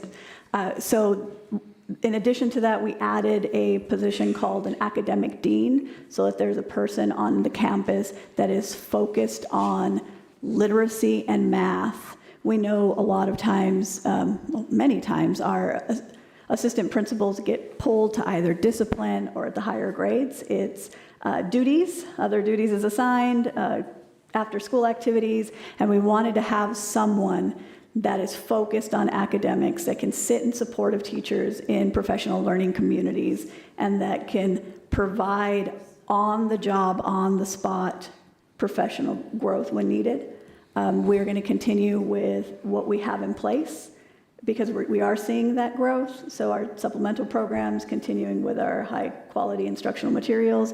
We have to make sure that our students have a viable curriculum and continue to provide and build capacity at all levels to make sure that we build remove barriers and create the opportunities for our teachers to do their jobs in their classrooms. Okay. All right, thank you. The other question I had is, as it relates, I know we talked about Tier 1, Tier 2, and Tier 3 instruction and some of our schools across the district. Have we looked at growth based on that model to see what that looked like? So while this is preliminary, we're looking at updating those school performance, the report cards. So yes, we are looking at that. Okay. And then the only other thing I wanted to share, looking at math, it looks like we're, again, looking at national norms, quite far ahead on math for kindergarten first, second, third, and then it starts tapering off fourth and fifth about where we're supposed to be, and then 6th, 7th, and 8th grade math look like we're behind kind of national norms for growth. Anything in place there? Yes, so that academic dean really at an interventionalist at the middle school level. There's a lot of support for our middle schools because that's where we're seeing the drop off. So there is a specific need to push in and provide additional support at the kind of larger scale. The executive directors that used to be K-12, we specifically now have elementary, middle school, and high school so that there's focused support for the campus principals and administration to assist. And we continue to work on just the professional learning communities, providing training for our teachers and our administrators so that they can really spend the time looking at individual students, looking at that unit planning, and building interventions for our students right on time so that you're not waiting until the middle of the year map, but it's a 3 to 6 week cycle that's happening continuously. Okay. All right. Thank you. Trustee Bridges? Thank you, President Rodriguez. My question question is somewhat on the same line as the other two trustees just asked, that with many of our students who are sometimes 1, 2, and even 3 grades behind, that is a question that I hear more and more and more, not only from the parents and the teachers, in the level of growth, which is great. I'm happy to see the growth on that 1 grade level. My concern and my fear is with many of our students who are going 3rd and 4th grade, that as they move into middle school and that growth is not moving ahead, so many of our children tend to check out because the fact that they've not got that basic, what they need in there, and that's a high concern from the feedback that I'm hearing from a lot of the community. Yes, and just a reminder, we brought in, I think it was May 28th, a presentation from what the middle schools are doing very, very specifically, because we know that that's the area. Working to make sure that we have really strong, not only community partnerships, but family partnerships at those schools, and ensuring that our after school is a bridge, because we know that our students need more. But it has to be also different. Can't be more of the same. So working with those partnerships, making sure that that high quality instruction and that we're having those one-on-one, the teacher meetings, teacher with the parent, to really explain where are the areas that your student is doing well, where are the areas where there needs to be some additional TLC, and then how do we work together? What does that look like? What can be done at home? What can be done at the campus? Like, we have to focus on that parent and teacher relationship. And on our end, we have to provide the conditions so that there is time for our teachers to be able to do that.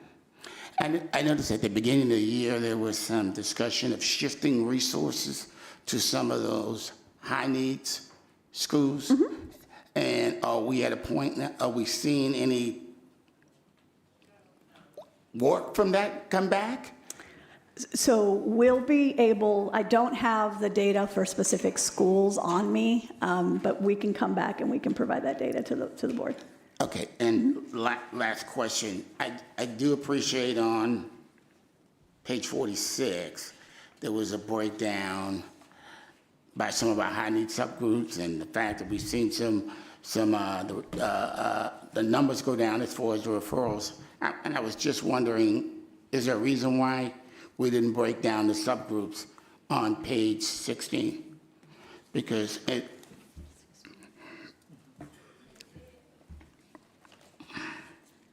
unless I overlooked something.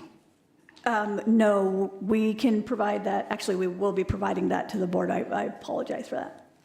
Okay, because, and I'm asking, because once again, that is, I was on a Zoom call a couple of days ago. That is the biggest concern. And that, I don't care if we see in 50% increase across the board, but if we see in some of those subgroups where there's no movement, there's a sense that this group is not being addressed. Yep, we'll be able to provide that and some comparisons for the board for large urbans, so that the board can see that we're actually outpacing, and even the charter schools that are in our area, because as we know, we really outperformed almost all of the charter schools in our area, so that the board can have that. Thank you. Trustee Jackson. Thank you, President Rodriguez. I want to thank you for this presentation. I just have a few questions. My understanding is that Lexia and Dreambox are computer-based, self-paced intervention programs, and that's good because it's positively rewarding for kids. So they work through various skills and concept lessons, and when they need assistance, they can get it. But are these numbers percentages of students who've engaged in the Lexia and Dreambox program? Is that what those numbers are? Yes, so it's absolutely our students that are engaging in the Lexia and the Dreambox. And then but it's not that they're meeting state or national. And so MAP helps us know where we are compared to the nation, and STAR helps us with the state. Is that right? Correct. Okay. So what I think to solve the mystery for me, and everybody else may be fine, but what I'd love to see is the comparison that you offered, including race and ethnicity, and then look at the scores from Dreambox and Lexia and MAP and STAR and try to triangulate them, because I know that's what you all do, and I know you try to go easy on us. No.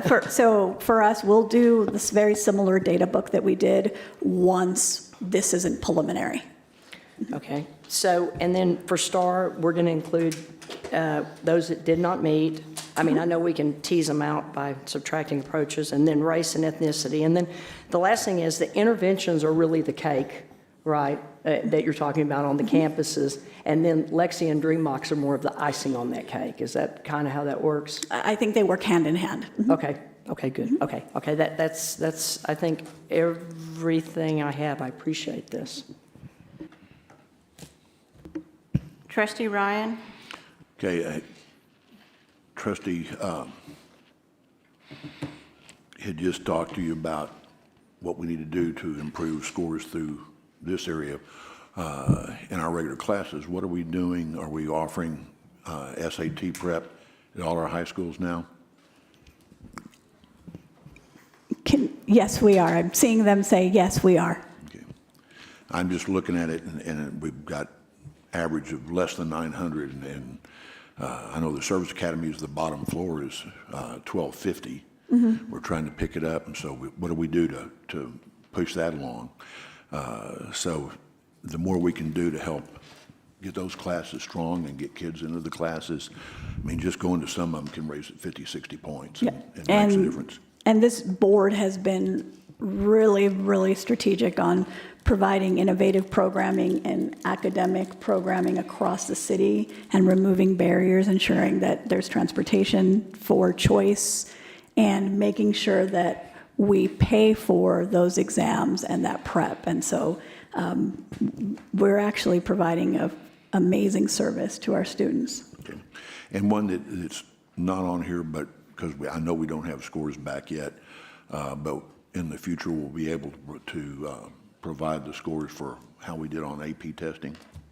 Yes, we don't have those yet. Yes. Okay, thank you. Trustee Dar? Thank you, President Rodriguez. One quick question. How does every school, this is a two-part question, will every school have an academic dean? And if not, how does a school qualify for an academic dean? Every secondary school will have an academic dean. Okay. So that's a secondary placement. We're clearly... Because as you see, where we have drops or where we know we need to have more intervention, it really starts at the middle school, and so we're providing more support there to make sure that next year when we come back, we have much better data to present when it comes to the middle school. Okay, thank you. Okay, so everybody on this dais and administration knows we're not where we want to be, but I'd like to applaud y'all or all of us, because we are headed in the right direction. I like the way we are addressing our needs and being transparent and being open. African American students, emerging bilingual, special education, we focused on those three groups because those three groups needed the most intervention. And I see remarkable improvement in those three classes, in addition to across the board. That's what I see. Am I speaking correctly, Dr. Ramsey? We're able to see, we'll bring kind of the student group numbers depending on grade level, but yes, we're actually seeing that the explicit intervention and support for those three student groups, we are seeing growth. Thank you, and I mean, this is a testament to the professional development we have. The teachers and the campuses have embraced what we need to do, and that we are all focused on student achievement. So I think this is a time to celebrate, but it is not a time to not work even harder, because we know we have another school year, and I know y'all are planning now for the upcoming school year. So I'd just like to thank the administration and the staff for all the hard work. I know y'all are tireless. Y'all always answer my calls or emails, or Dr. Ramsey siphons it to y'all. So we are headed in the right direction, and I like what we're doing. And I'd like for y'all to continue and embrace our students and our teachers. And this is one Fort Worth ISD, and we need to continue to work together. Okay, next on the agenda is the board committee and student reports. Are there comments or questions from any trustees concerning the written reports? No, okay. Was that the superintendent report? The superintendent and board committee reports. Trustee Dar? Sorry, you said student. Thank you. I have a comment and a question regarding the superintendent's report. One, I would like to thank you, Dr. Ramsey, for attending and speaking at 20 of the 25 graduation ceremonies. That's a huge time commitment. And I was fortunate enough, I love graduations, and I was fortunate enough to attend 3 of those ceremonies, and by the end of them, I was absolutely wiped out. And so I know that's very exhausting. That may be more a reflection of my age and my stamina than yours. I also would like to ask a question about number 12. You mentioned in the report that you were at the System of Great Schools Summit, and that Fort Worth ISD was recognized by the commissioner. Can you please elaborate on how and why we were recognized? Yes, ma'am. So Fort Worth ISD was one of 13 school districts in the state that was recognized for our pursuit of high-quality, best-fit schools and our innovative practices.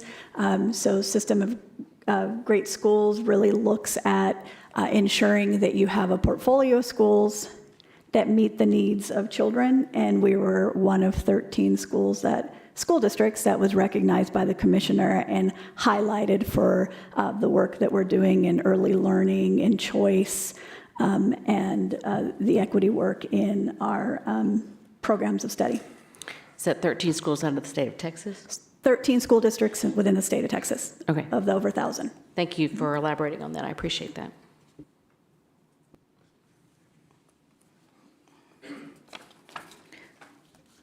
We are now up to board member and comments by the board members and superintendent.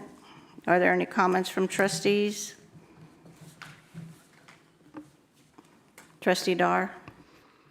Thank you. I just wanted to commend the staff of Fort Worth ISD that is working diligently over the summer. People like to think that things get sleepy and nothing happens over the summer, and yet there is a lot of work being done, and I see you and I appreciate you.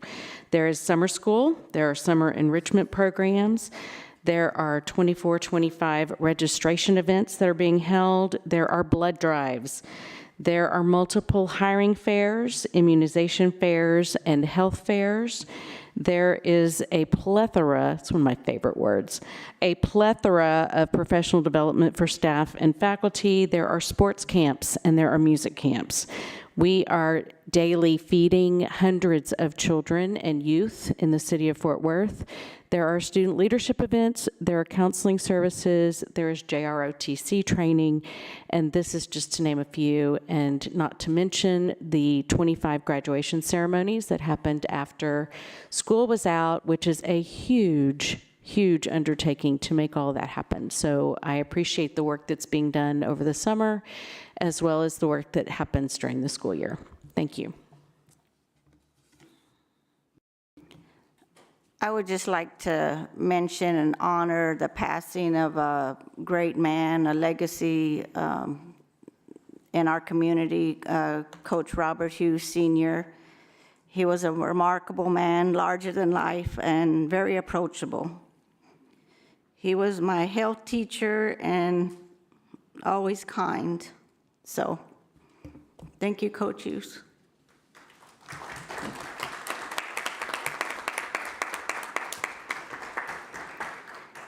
Dr. Ramsey?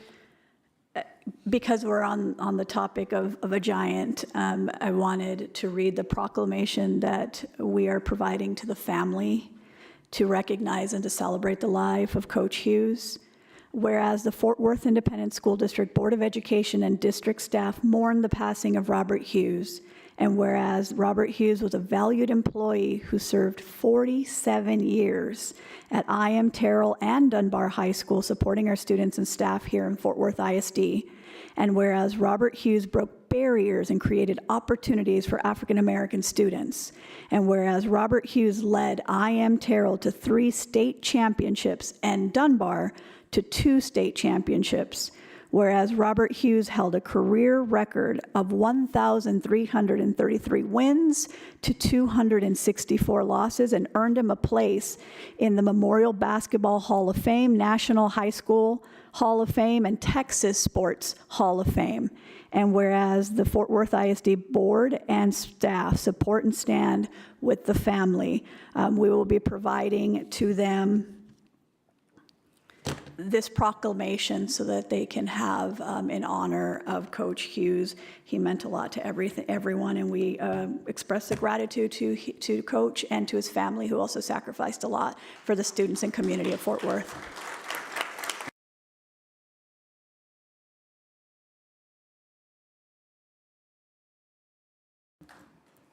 The time is 7:16 p.m. The date is Tuesday, June 25, 2024. We will now recess and reconvene for executive session as authorized by Chapter 551 of the Texas Government Code under Sections 551.071, 072, 074, and 076.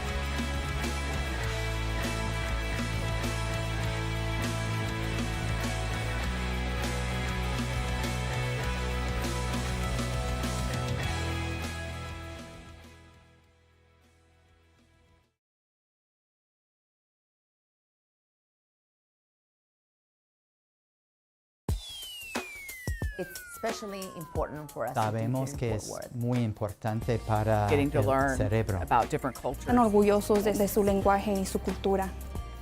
I love being in a dual language program. Dual language va a cambiar mi futuro. Dual language is a gift. Ser bilingüe es un regalo. What does this sound like to you? ¿Qué tal ahora? If you understand both, then you probably understand the power of two, el poder de dos. Ceremony. Muy bien, una ceremonia is a ceremony. Es una graduación. I like speaking two languages. Me gusta hablar en dos lenguajes. To be biliterate, to be bilingual for both our English and our Spanish speakers. It is just a world of opportunity for our students. Bilingualism is like going to the gym for your brain. Did you read the poetry homework? Sí, me gusta mucho la leí en español y en inglés. Como maestra de kinder, he visto cómo los niños aprenden un segundo idioma con mucha facilidad. El pasto y el pino son parecidos. I'm gonna put the tree. I think at their age too, they're like little sponges. So whatever you teach them, you can see it right there in that moment. Did you guys drink? Our students will be able to speak, read, and write in both English and Spanish. ¿Y luego se irán a las calles? Exacto. El cerebro de un estudiante que está aprendiendo el contenido en dos idiomas es mucho más poderoso que el cerebro de una persona que solo aprende en un solo idioma. As a native Spanish speaker, I understand the journey of becoming bilingual. So I'm incredibly proud of every student that participates in our dual language program. I'm also excited because I know the opportunities that they'll have as bilingual professionals and the leaders of tomorrow. You get to learn two languages. Diego is bilingual and we wanted to continue that tradition. La importancia para mí como un padre era que mis niños hablar los dos idiomas y escribir y leer en los dos idiomas. Do you normally speak English or Spanish at home? Both. It's fun to understand people in a different language. We do offer a one-way program in which in that classroom, the only students that are there are those students who speak Spanish and are learning English, but they are taught in English and Spanish.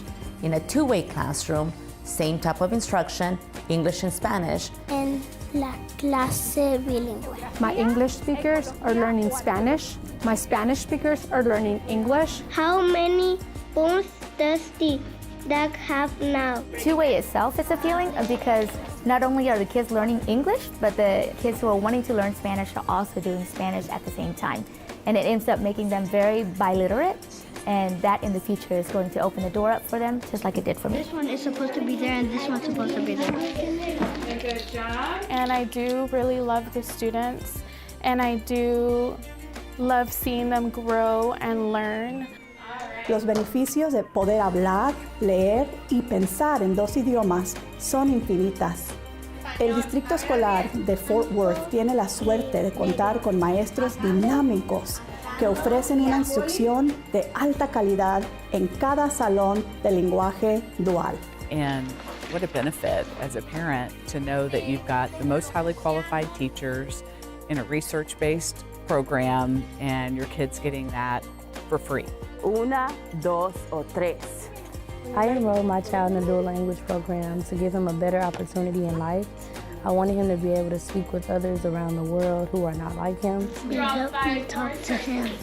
Yo pasé por esto cuando llegué a este país de México y estuve en el distrito de Fort Worth en el programa dual. It will make it easier for other people to talk to me and for me to talk to them in English or in Spanish. En los últimos 10 años, los trabajos que se están abriendo para personas que puedan hablar en dos idiomas ha incrementado más de 150%. I feel it opens, bigger opportunities for him. Realmente una persona que habla los dos idiomas vale por dos. No matter what they decide to do, the Spanish is going to help them. We like to say a superpower for all kids, and that's a strength that Fort Worth ISD has, that we can say we are developing students who are bilingual, biliterate, bicultural. But it's also a way to ensure that their opportunities are more than doubled whenever they do get out of our schools. The future is wide open and it's bright, and that's why my own kids are in dual language. All right,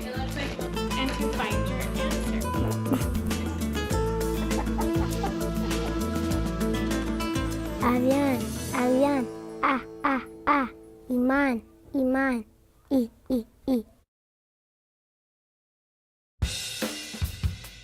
In the heart of Fort Worth, a world of opportunity awaits. Welcome to Fort Worth ISD Middle Schools, where tradition meets innovation and every student's potential is unleashed. From the thrill of discovery in the science lab to triumph on the soccer field, our students are encouraged to pursue their passion. With highly qualified teachers and cutting-edge technology, Fort Worth ISD students receive a top-notch education that prepares them for the challenges of tomorrow. Every student is valued and supported with tailored instruction and wraparound services to ensure success. And with our dual language programs, students become fluent in the language of success, ready to learn in any environment. But the excitement doesn't end when the final bell rings. Our after-school programs offer a wealth of extracurricular activities, from robotics to dance, ensuring every student becomes a well-rounded scholar. Do you know what emphasis is? Fort Worth ISD Middle Schools, a launching pad to future success and a bridge to endless opportunities. Enroll now and join the journey to greatness, because Fort Worth ISD is where the best begins.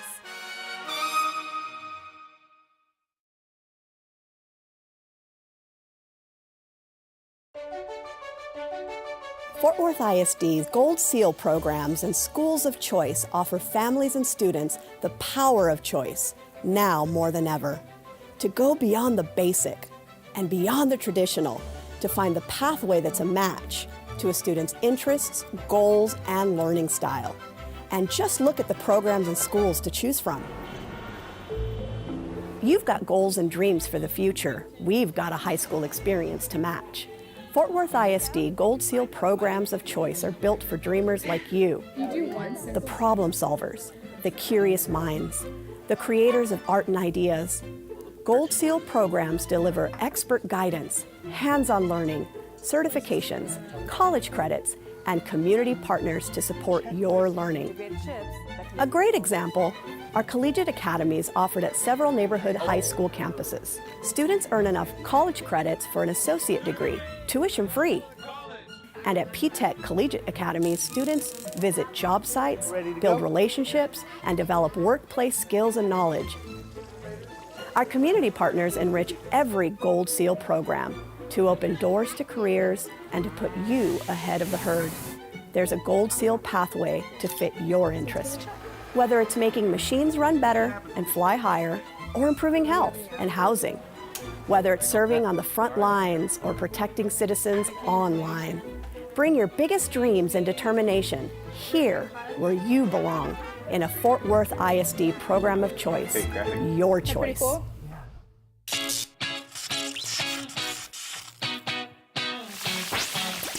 The atmosphere is electric at Fort Worth ISD Gold Seal Schools of Choice. These smaller, well-focused learning communities prepare students for college and careers in the most innovative ways. This combines art and math. Early college high schools merge high school, college, and careers. Students go to school on Tarrant County college campuses and can earn an associate's degree, tuition-free. Marine Creek Collegiate High School focuses on high academic achievement and skills for success. The Texas Academy of Biomedical Sciences is a hub of health science studies with hands-on laboratory learning supported by medical industry partners. TCC South Fort Worth ISD Collegiate High takes industry partnerships to a new level. Partners such as Encore and the Fort Worth Water Department help students build skills that industries want. Every school day hums with activity and empowerment at Young Men's Leadership Academy and Young Women's Leadership Academy. Future leaders are at work here, gaining knowledge, experiences, and character while developing lifelong strategies for success. Move toward your dreams at the I.M. Terrell Academy for STEM and VPA. On the STEM side, students design and problem solve in a high-tech makerspace. In VPA, students train in state-of-the-art studios and perform in a magnificent hall. And humanities classes at I.M. Terrell elevate the study of literature, history, art, and philosophy. Imagine learning multiple languages, exploring global cultures, and taking academic courses in English and Spanish. The World Languages Institute is perfect for students from Spanish immersion and dual language programs and anyone eager to learn Spanish immersion style. Schools of choice are not just for older kids. Collectively, 4 applied learning academies serve kindergarten through 8th grade. Students apply their knowledge to solve real-life issues as they investigate the bigger world. Our Montessori program guides kindergarten through 8th grade students in multi-age classrooms that are safe and respectful. Students work through lessons, interact with others, cultivate self-discipline, and take early ownership of their education. A great start to a lifetime of learning.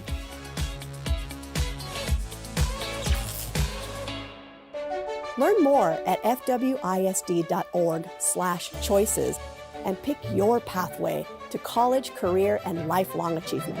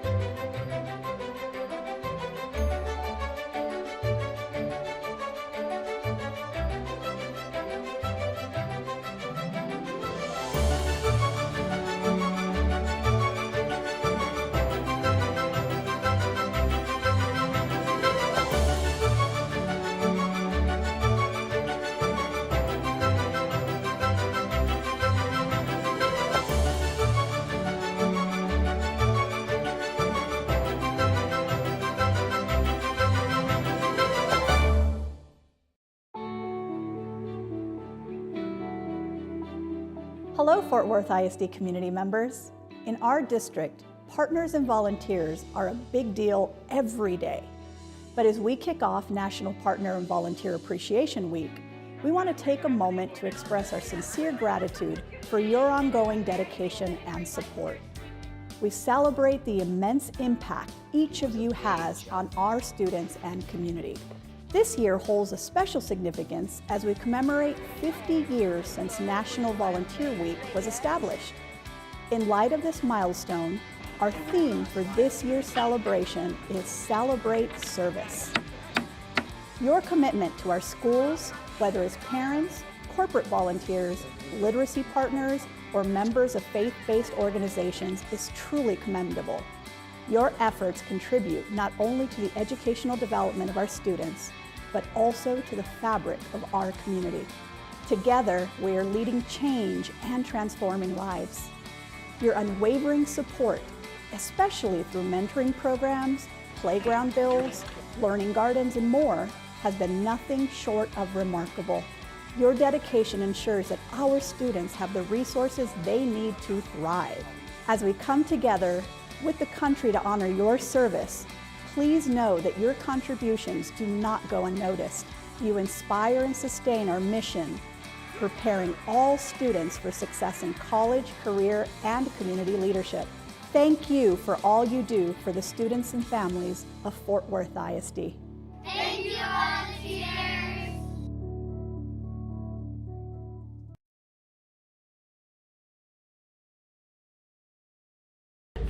Beautiful. This is our second annual Unified Dance, and the whole idea behind it was just to give our kids more opportunities to be able to participate in different things. We have a red carpet that welcomes them in. There's karaoke, there's dancing, there's some outdoor games, there's pizza. This is just the time that they really get to shine, and just you get to see their personalities and just how amazing they are.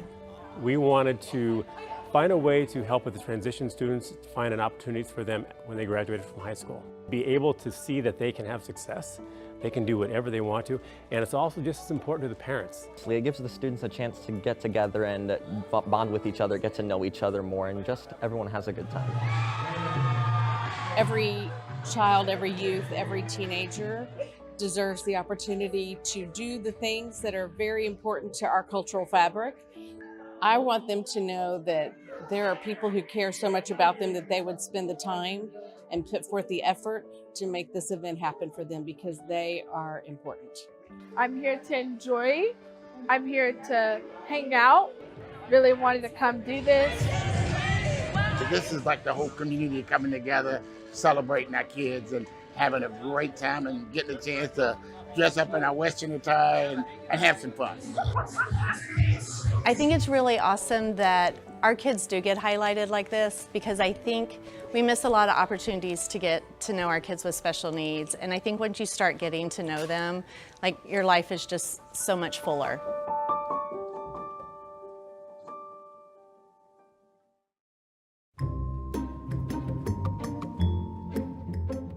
When you're looking at it, do you see the sun or the moon, Adriel? The moon, right? Our students have been completing all kinds of choice boards so that they're learning all about the safety, but also the history and the science behind the solar eclipse. If I look up to the sun, I have to use my special glasses. When we experience things like this together, we get to blend all our learning. We get to combine our reading, our writing, our history, and our science, and get out and go outside and experience this together and see history in the making. It's going to be used because you can't even see anything and the sun is really bright on the solar eclipse. Do you guys know what the eclipse is about? Yes. Yes? Okay, who would like to share? Aiden. It's when the moon gets in front of the sun, blocking all of its light to Earth. Around 1:10, we're going to walk outside and we anticipate the solar eclipse to start between 1:15 and 1:30. I see it, look! It's so big! This is going to be an event, guys, and we're lucky that we're in an area where we can see the total eclipse, the totality, okay? That's so cool! Oh, I can see the moon! It's the moon! Uh-oh, the cloud is covering it. It looks like a crescent moon. It's almost covered. Oh, I want it to be totality. 3, 2, 1!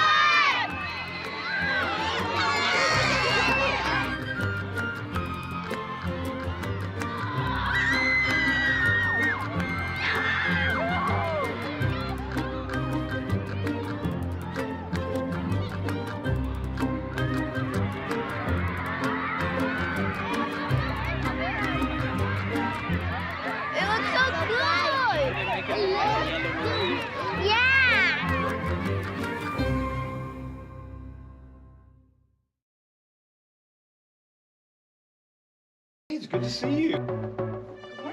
Congratulations. We're rolling. At first, I was caught off guard. It's highly unexpected. Very surprised, actually. When they came to the campus, I was like, okay, I thought we were just going to do a photo shoot, but they got me. The reaction of the kids was pretty awesome, hugging me and high-fiving me, hundreds of them. I could not say enough thank yous to my team. How are you? I like to thank everyone who's invested in me. Every principal since then has made me who I am. There's been a lot of mentors and people who have helped me along my journey. Because I was born and raised in Fort Worth, I attended a Fort Worth ISD elementary, middle, and high school.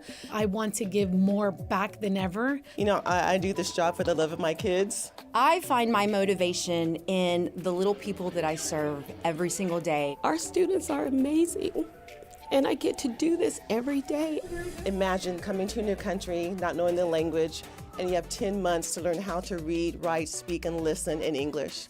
And they persevere. Every single student can learn, no matter what deficits they have. Well, I think about the trust that the families have placed on myself and our staff. I can relate to the parents because my parents went through the same struggles we as kids went through. It's very personal. So many of our students are first generation. We have great educators and we have very committed leaders. To do the job, you need to like people and really care about people. If we don't take care of the teachers, they can't take care of the students.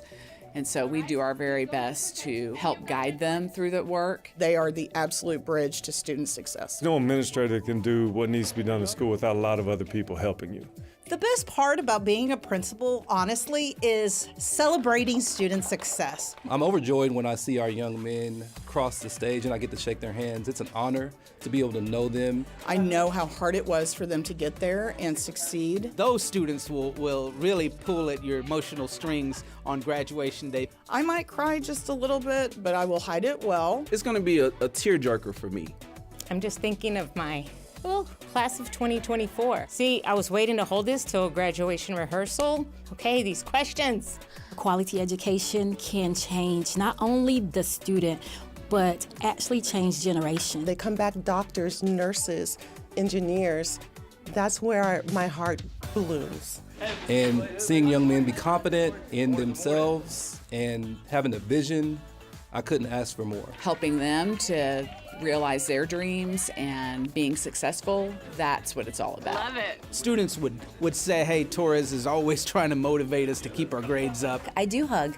If I see someone who wants to sit and have a conversation about what's happening, my door is always open. I hope they see me as a role model. I hope they see me as someone that they trust. My staff and my students would describe me as somebody that's nurturing. One word, I would say vibrant. And what does vibrance look like? Ta-da. The duty of an assistant principal is a very fast-paced position. So my mobile cart is my office. As an AP, if you're sitting in the office, you're really not working. I have tape dispenser, I have my files, I have pens, I have everything that I need on my mobile cart.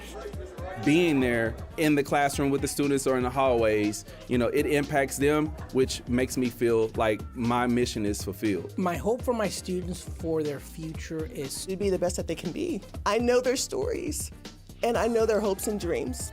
Pour into them, give them everything you have. You are what they are looking forward to every single day. The kids deserve my best, and if I'm worrying about what kind of day I'm having, I can't give them my best. Tomorrow, you have a brand new start. Tomorrow is a good day. You good? Yes. You need to stop.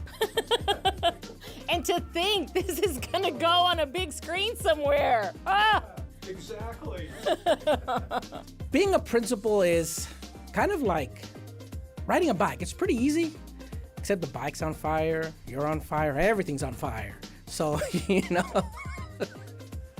but it's great, let me tell you.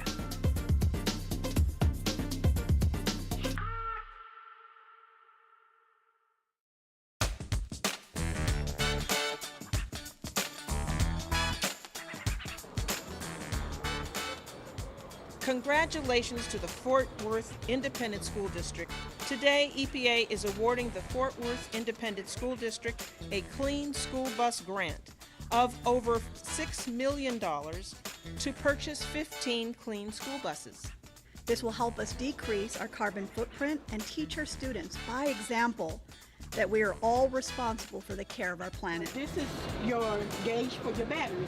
Our school district is on the cutting edge of innovation and newer, deployed, cleaner buses for kids to be able to get back and forth from school. We at Fort Worth ISD are dedicated to setting a positive example of being good stewards of the planet.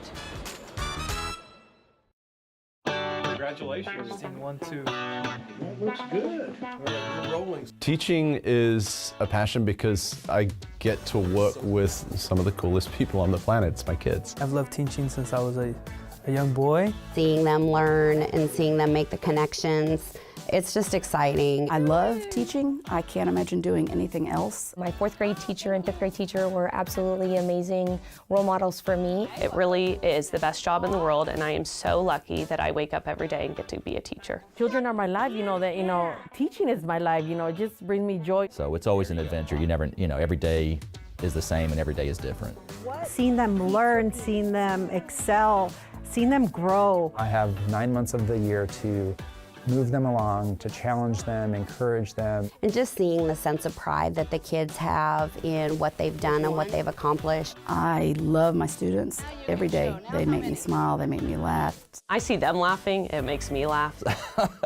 One of my students, former students, is now up for District Teacher of the Year. He's a great kid and he deserves it. I always appreciated the teachers who made learning exciting. I wanted to follow in their footsteps. The indicators and the solutions. We do a bubble lab where they create these huge bubbles with straws, and the students can understand the properties of hydrophobicity. All their teachers are putting little grains of sand into making sure that they're successful. 8 minus 6. I built a stage in my room, so I teach from the stage, which means I'm a little higher, and I get their attention and say, you know, today we're talking about... Our students need advocates. And I'm here to help you. But I'm also there to be a mentor. I'm there to be a friend when they need one. We start each day with a positive affirmation. They see is that I'm passionate about what I do. Advocating and teaching them, you know, to be bilingual. I always tell them, you know what, it's a superpower. Because we know English, y sabemos español, and put them together, you know, it's like an Avenger. We go. My hope for the students in Fort Worth ISD is for them to be able to live their dream. It's about helping them reach their potential. And to teach them skills and knowledge that they're going to use throughout their lives. One thing I really do every single day is tell them how proud I am of them. They are loved, they are cared about, and they matter. And I hope that as they go off into what's next, that they will see me as that person that believed in them. I want to be that teacher that makes a difference in their life, makes an impact, like, you know, like that teacher, you know, she made a difference in my life.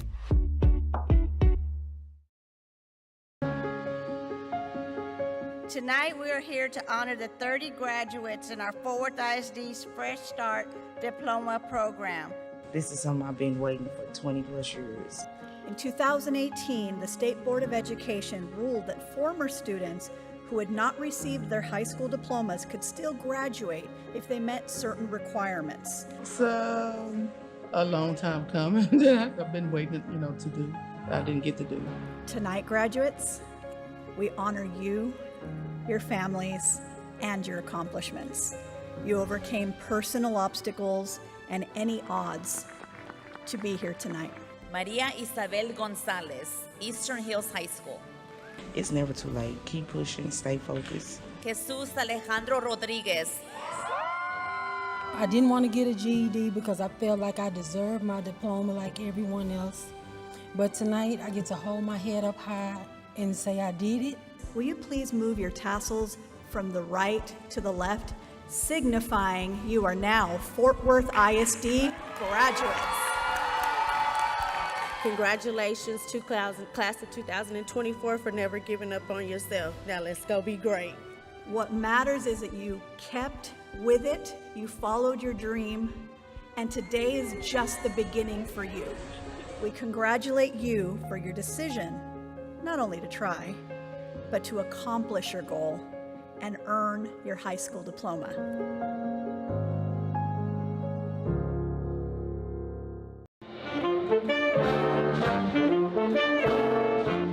Tonight we come together in celebration.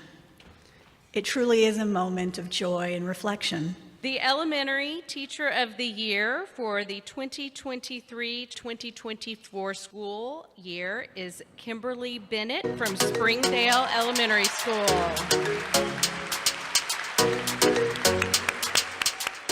This has just been, I really do feel seen and what we're doing in our classrooms, and it's an amazing opportunity to show off our students. The winner of the Secondary Teacher of the Year for the 2023-2024 school year is Elijah Ballesteros. I wanted to start off by thanking someone who I've known for many years. Although our relationship grew distant for the 4 years I went to college, they have always been there for me in my time of need, giving me the wisdom, understanding, and strength to carry on in this teaching position. Elementary Assistant Principal of the Year for 2023-2024 is Olivia Keener from Cesar Chavez Elementary School. I stand on the shoulders of some amazing educators, and the power of education, it is a tool that can take you far It can really, and I stated in the video, it can change generations. Secondary Assistant Principal of the Year for 2023-2024 is Anel Saldivar from Northside High School. I'm honored to be part of this elite group of educators. Thank you to the staff and students I have interacted with over the last 16 years, as it has shaped me to be the educator of who I am. Our Elementary Principal of the Year for 2023-2024 is Suzelle Berkmeyer from Meadowbrook Elementary School. First and foremost, I want to express my heartfelt appreciation to the amazing students, teachers, staff, and parents who make our school community a vibrant and inspiring place. Secondary Principal of the Year for the 2023-2024 school year is Dr. Quanda Collins from TCC South, Fort Worth ISD Collegiate High School. I'm very grateful that Fort Worth ISD has raised me, not only as a teacher, but as an administrator. And I'll never forget Manuel Cantu, who was a principal, and he was my principal at Meacham Middle School, and he brought a flyer, and he said, I need you to go to Kirkpatrick Middle School for this informational session because I want you to get your master's. And I said, I don't want to be an administrator. I don't want to do your job. And he said, we'll go anyway. And that set me on a path to be where I am today. Thank you all. That concludes our inaugural awards. Have a wonderful evening.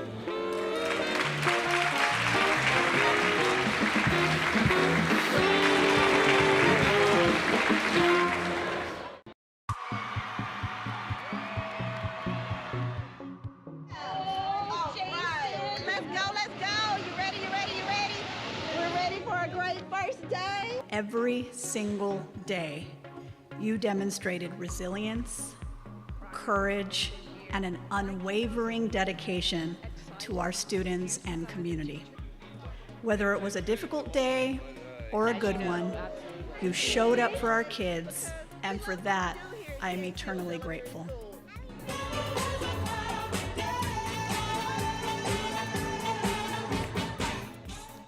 First, we'll be today with the design. A submarine. Mark. Dear God, remember before you today those whose lives were lost in the catastrophic events of September 11, 2001. The Hispanic Heritage Museum project was created back in 1990. We are at our Fort Worth ISD College Night. We have over 100 colleges.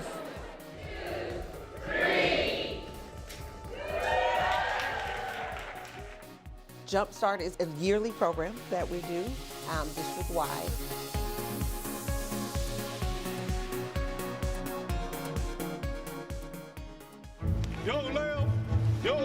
We made this trip at the invitation of the leadership at New Mexico Military Institute.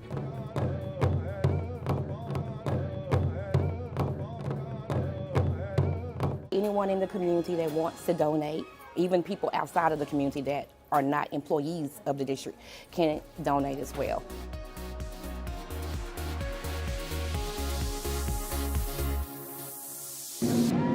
It's a pleasure for me to be here once again to celebrate Angel Sanchez for his accomplishments.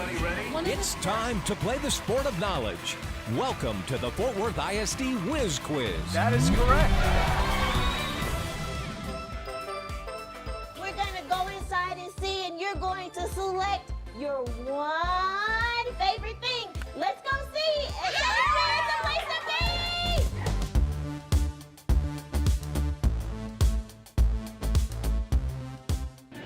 be. We are having a food distribution here sponsored by the North Texas Food Bank. I welcome you to the winter graduation ceremony for the Success High School students.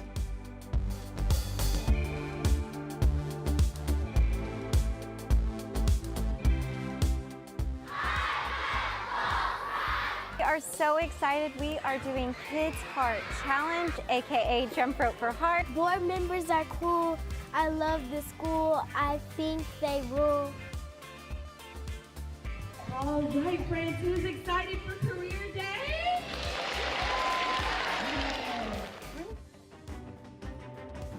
have to take the time to say you are worth being thought of as being a hero in our city.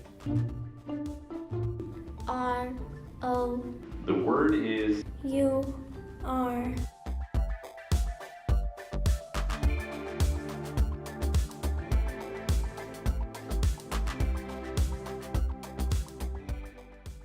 I love it. I love it. 3. Bottles and formula. 2. Pork chops. 1. We got Mr. Xavier Reed signing that letter of intent. Oh, we're doing data talks. So first, in English, I went up 10 points, and in Spanish, I went up 11 points.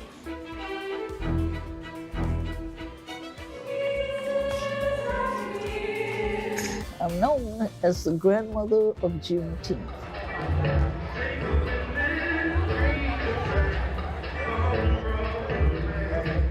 I'm Dr. Langston. I'm the athletic director. I'm the one that worked to try to get flag football to this district so that we could do something that nobody else in Texas is doing right now.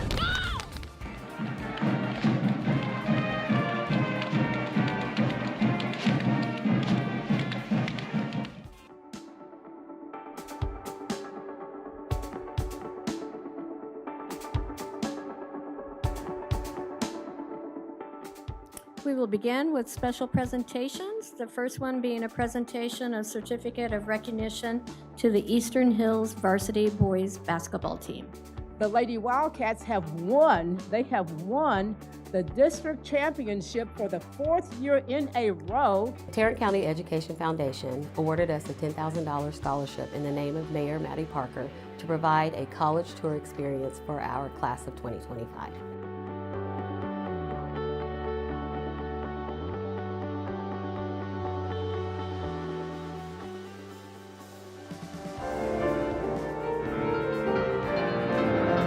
This is the Fort Worth ISD Middle School All-City Honor Choir Concert. We are elated to just be here and to welcome you to our first annual Fort Worth ISD Signing Day. Welcome to the 2023-24 Campus Teacher of the Year reception.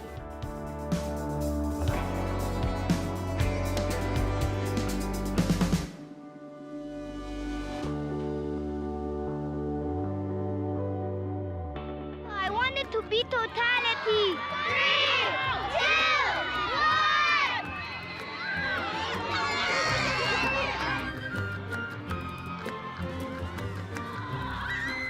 It's especially important for us Sabemos que es muy importante para getting to el learn cerebro. about different cultures. Están orgullosos de su lenguaje y su cultura.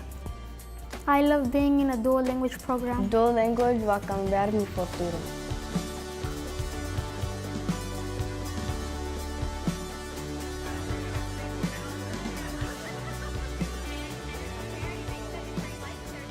Tradition meets innovation, and every student's potential is unleashed. From the thrill of discovery in the science lab, we are showcasing the science fair projects. This is our second annual Unified Dance.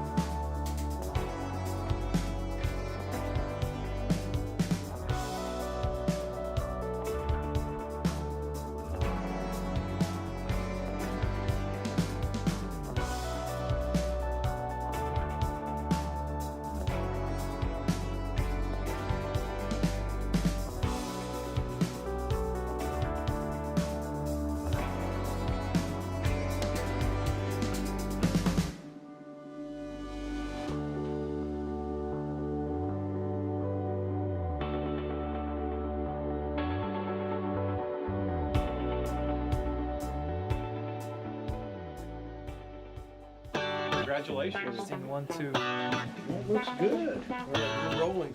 In my time here in Fort Worth ISD, I've had the privilege of witnessing your incredible work firsthand. Stepping into your classrooms, I've observed your dedication on each campus. It's a testament to the remarkable educators that you are. It brings me great pride to welcome you to Rolling Hills Elementary School. Tonight we come together in celebration. It truly is a moment of joy and reflection. The Elementary Teacher of the Year for the 2023-2024 school year. And while educators are the heart of our schools, our principals and assistant principals are the guiding lights that keep our campuses thriving. Being a principal is kind of like riding a bike. It's pretty easy, except the bike's on fire, you're on fire, everything's on fire. So, but it's great, let me tell you. Thank you, Fort Worth ISD family, for believing in our students and for being the heart and soul of our district. We are stronger when we stand as one Fort Worth ISD.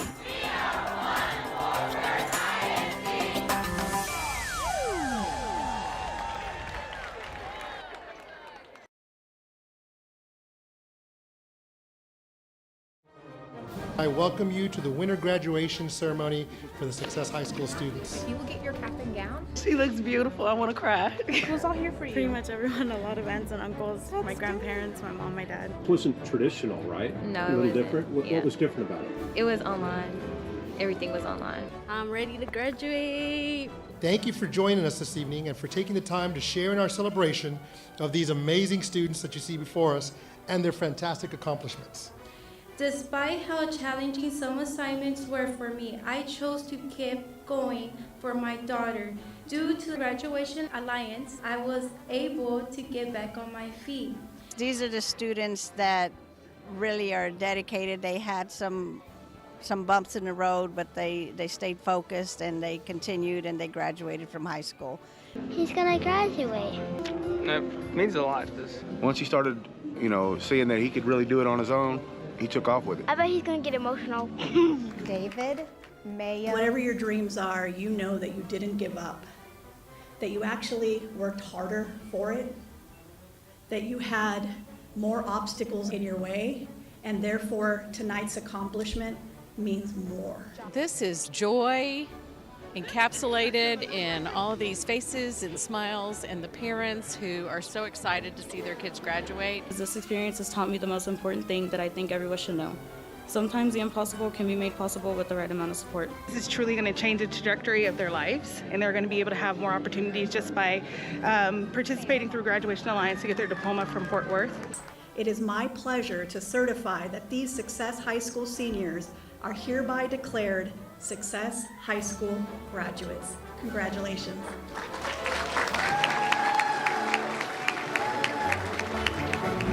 That made him happy.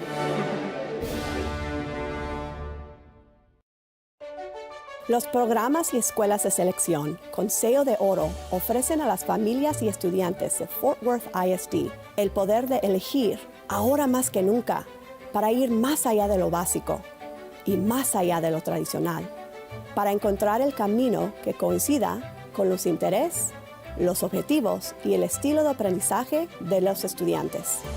Y solo mira los programas y escuelas que hay para elegir. Tú tienes metas y sueños para tu futuro.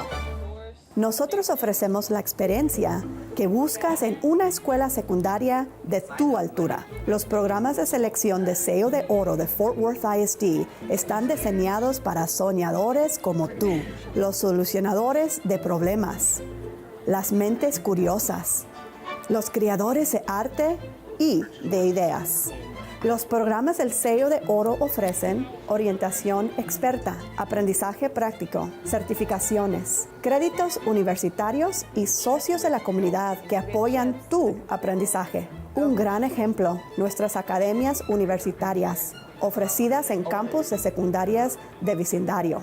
Los estudiantes pueden obtener créditos universitarios o un título de asociado sin costo de matrícula. Y en las academias universitarias P-TECH, los estudiantes pueden visitar sitios de trabajo, construir relaciones y desarrollar habilidades y conocimientos en un lugar de trabajo. Nuestros socios enriquecen cada programa con sello de oro, abren las puertas a diferentes carreras y los colocan por delante de la manada. Hay un camino con sello de oro que se ajusta a tu interés, ya sea haciendo de las maquinarias funcionar mejor y vuelan más alto, o mejorando la salud y la vivienda, ya sea sirviendo en las primeras líneas o protegiendo ciudadanos en línea. Trae tus mayores sueños y determinación aquí, donde tú perteneces, en un programa de selección de Fort Worth ISD, tu elección. El ambiente es eléctrico en las escuelas de selección de sello de oro de Fort Worth ISD. Estas comunidades de aprendizaje más pequeñas y bien enfocadas preparan a los estudiantes para la universidad y las carreras de las maneras más innovadoras. Las escuelas secundarias con iniciación a la universidad funcionan la escuela secundaria, la universidad y las carreras profesionales. Los estudiantes asisten a la escuela en el campus de Tarrant County College y pueden obtener un título de asociado sin costo. La escuela secundaria Marine Creek Collegiate se enfoca en un alto rendimiento académico y destrezas para el éxito. La Academia de Ciencias Biomédicas de Texas es un centro de estudios de ciencias de la salud, con aprendizaje práctico en laboratorio, respaldado por socios de la industria médica.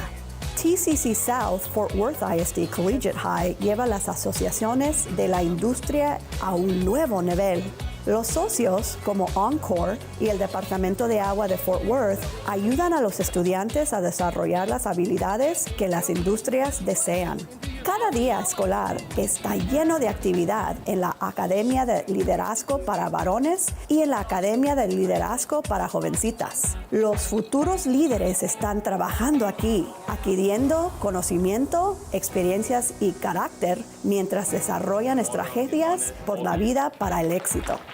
Avanza hacia tus sueños en la Academia IM Terrell para STEM y VPA. En el lado de STEM, los estudiantes diseñan y resuelven problemas en el espacio de fabricantes de alta tecnología. Los estudiantes de VPA se entrenan en estudios de vanguardia y actúan en una magnífica sala de espectáculos. Y las clases de humanidades en IM Terrell elevan el estudio de literatura, historia, arte y filosofía.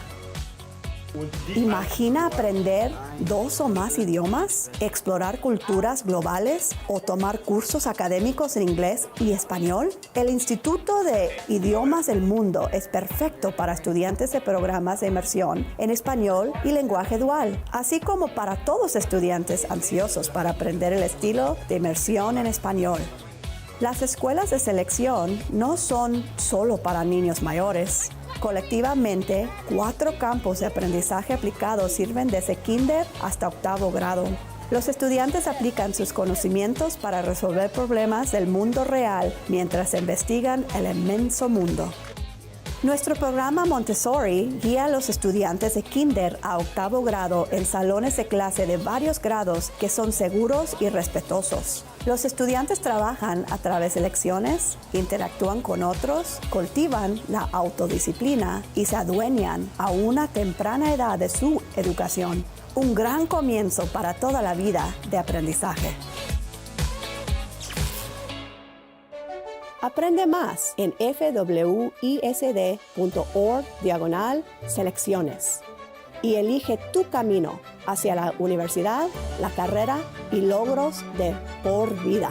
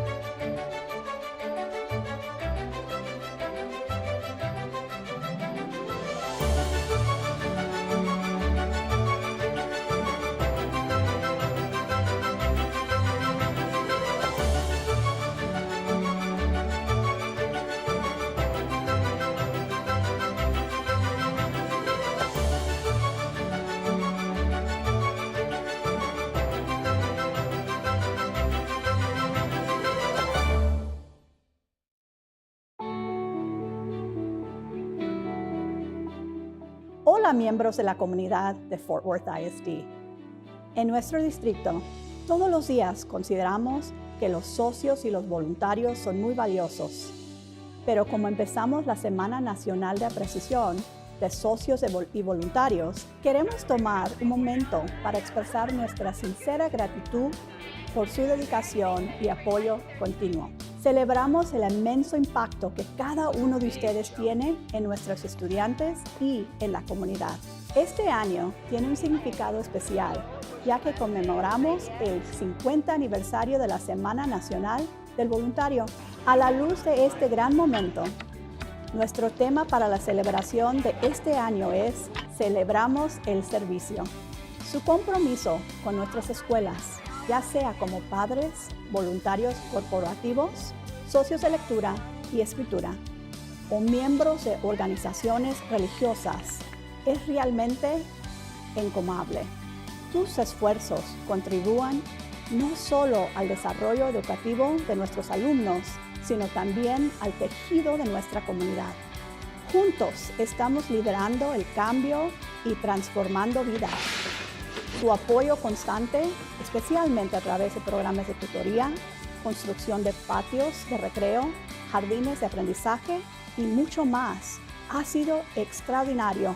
Su dedicación garantiza que nuestros alumnos dispongan de los recursos que necesitan para prosperar. Al unirnos con el país para honrar su servicio, sepan que sus contribuciones no pasan sin ser notadas. Ustedes inspiran y sostienen nuestra misión de preparar a todos los estudiantes para el éxito de la universidad, la carrera y el liderazgo comunitario. Gracias, voluntarios.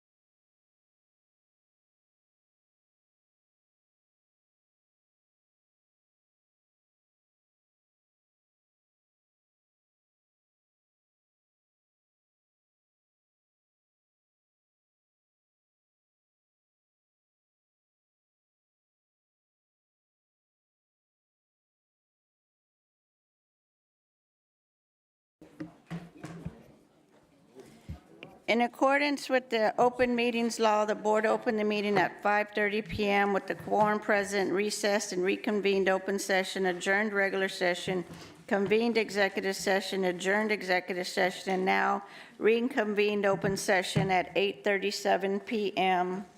with the quorum present. We're up to consent agenda items. As board president, I'm making the following statement in accordance with board policy BBFA local. This is a reminder to all board members of the legal conflict of interest requirements and disclosure requirements you may have for matters under consideration on the agenda for this meeting. If required by law, board members shall recuse themselves from all discussion and shall abstain from voting on any matter pertaining to such a disclosure.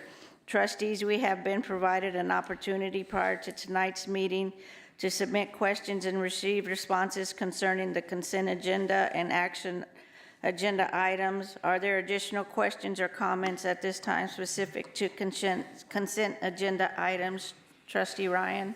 Yes, ma'am. I'd like to move to action agenda items 9D, 3F, 9E, 5A, and 9E, 5B. Can you say those again? Can you repeat that, please? 9D, 3F, 9E, 5A, and 9E, 5B. And what would you like to do? Move them to action agenda. Oh, okay, you said, okay. Trustee Dar? Yes, due to a potential conflict of interest, I will be abstaining from voting on item 9D3J. Can you repeat that? Yes. I will be abstaining from item 9D3J. Thank you. Trustee Lynch? I would like to move item,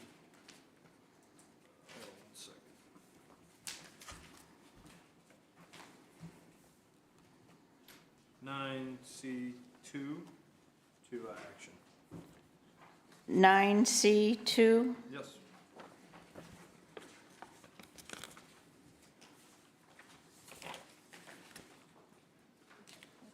Which item? There's A through F. Or you want the entire?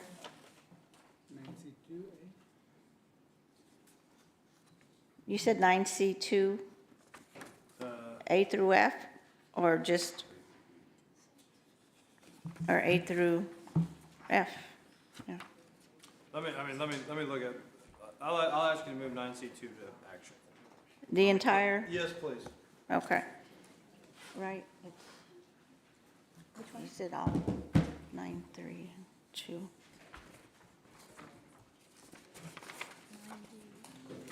9C2. Mm-hmm.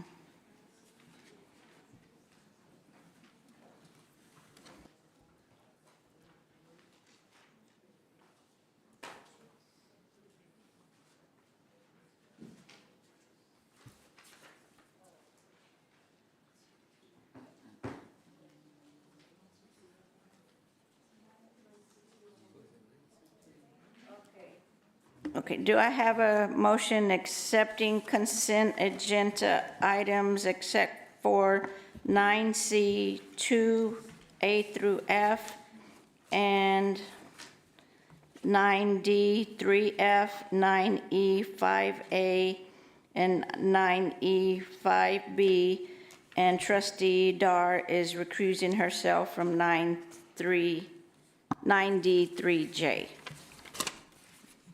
Do I have a motion? So moved, President Rodriguez. Trustee Jackson, do I have a second? Trustee Ryan, any discussion? Please move to voting.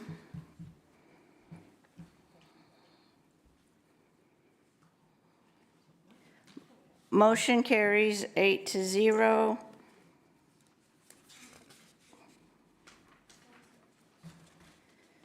Now let's move to action items. We are voting on 9C2A.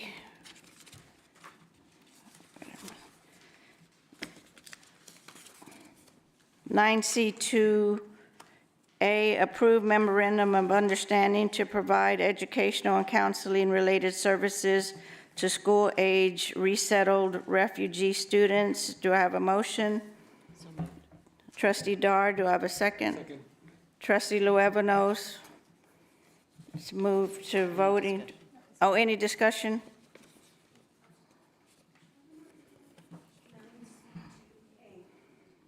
No discussion, let's move to voting.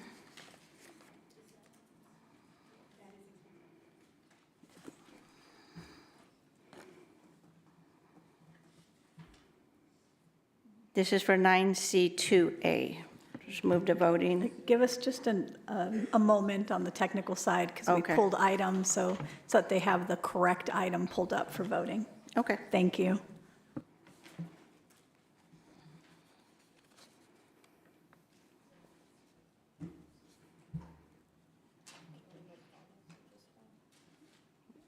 Is there discussion on 9C2A? I have discussion on 9C2B. To clarify, I'd like to discuss 9C2D. I didn't have it pulled up when you asked me. Okay. So are you okay with 9C2A and 9C2B through F? I mean, oh, they already been, okay. Okay. Dr. Rodriguez, for clarification, is 9C2B pulled? 9C2A through F have been pulled. Very good. Then I don't have any discussion. Thank you. Okay, now we're voting on 9C2A. Approve memorandum of understanding to provide educational and counseling related services to school-age resettled refugee students. Let's move to voting. Motion carries 8-0. Now we're on to 9C2B, approve memorandum of understanding with Art of Living, Inc. Do I have a motion? So moved. Trustee Dar, do I have a second?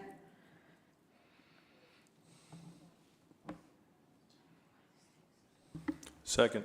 Trustee Lynch, any discussion?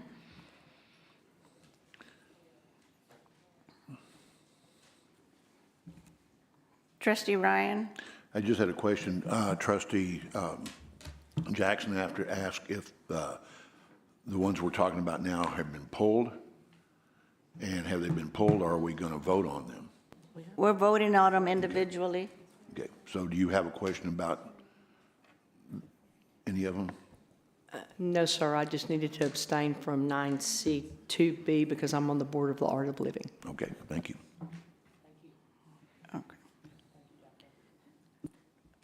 Okay, Trustee Lynch, did you have a comment on 9C2B? No? Okay, please move to voting.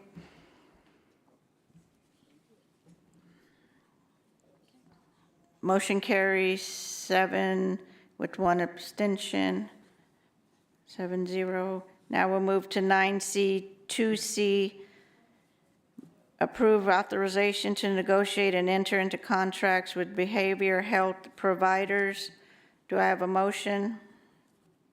So moved. Trustee Dar, do I have a second? Trustee Jackson, any discussion?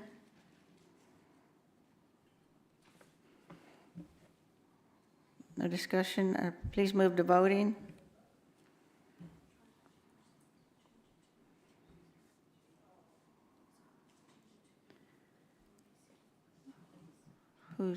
Motion carries 8-0. Now we're to 9C2D, approve authorization for Fort Worth After School to enter requisitions for provision of partial service providers for the 2024-2025 school year. Do I have a motion? So moved. Trustee Dar, do I have a second?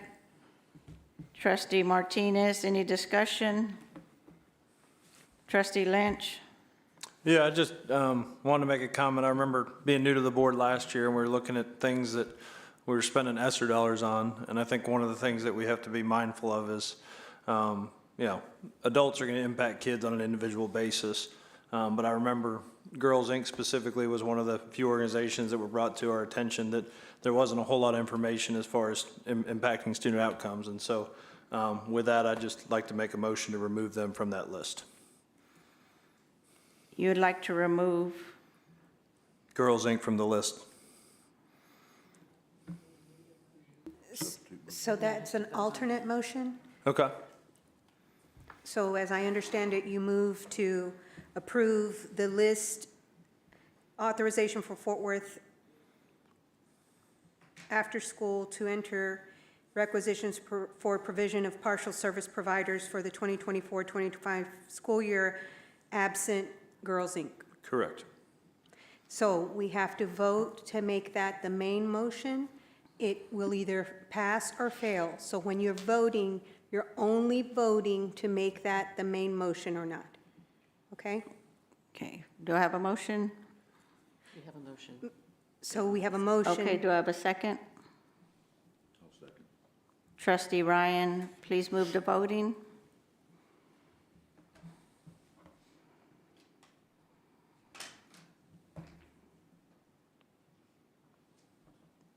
Motion fails 6-2. Now we're back to our original motion of approve authorization for Fort Worth After School to enter requisitions for provision of partial service providers for the 2024-2025 school year. We have a motion by Trustee Dar. Do I need to move again? Okay, go ahead. Trustee Dar, motion. Do I have a second? That was Trustee the- Martinez, okay. Any discussion? Please move to voting.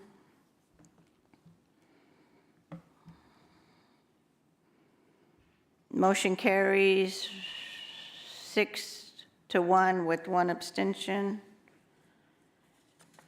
Now on to 9C2E, approve the purchase of the school choice module for the 2024-25 school year. Do I have a motion? Trustee Ryan, do I have a second? Trustee Jackson, any discussion? Please move to voting.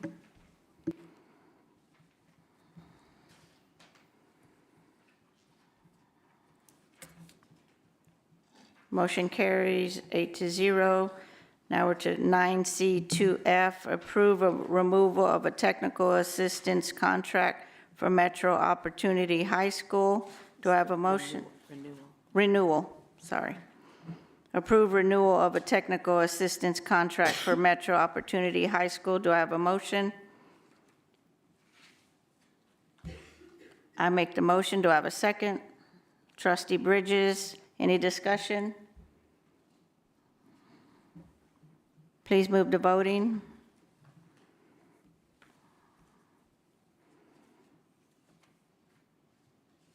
Motion carries 7-0 with one abstention. Now we're to item 9D3F, approve contract to provide mentorship programming for Fort Worth ISD girls on social skills, mental health support, and college and career readiness. Do I have a motion? Trustee Dar, do I have a second? Trustee Martinez, any discussion? Yes, ma'am.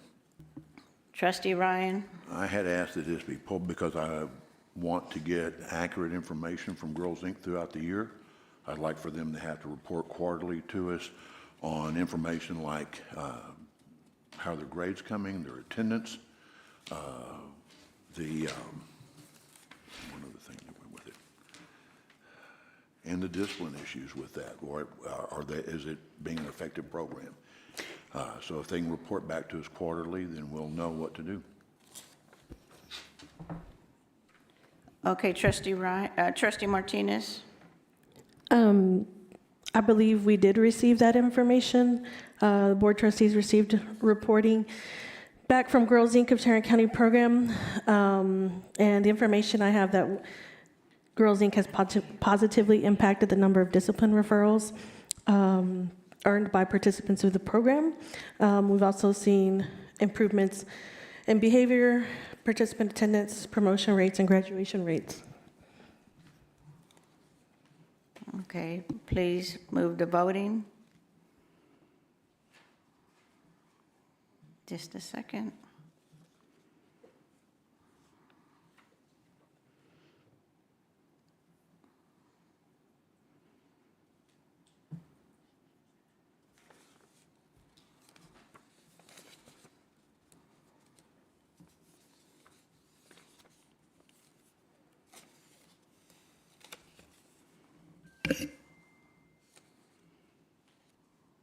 Motion carries 7-1.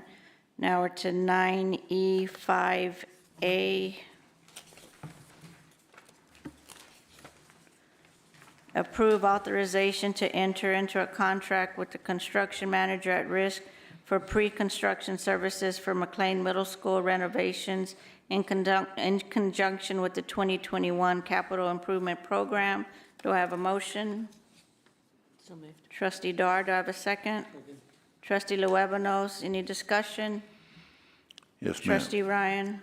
I'd like to make a substitute motion that for both these issues, 9E5A and 9E5B, that we table those until the July meeting to give operations a chance to come back and let us know the feasibility of combining McLean 6th and 7 and 8. We've done that with our other schools.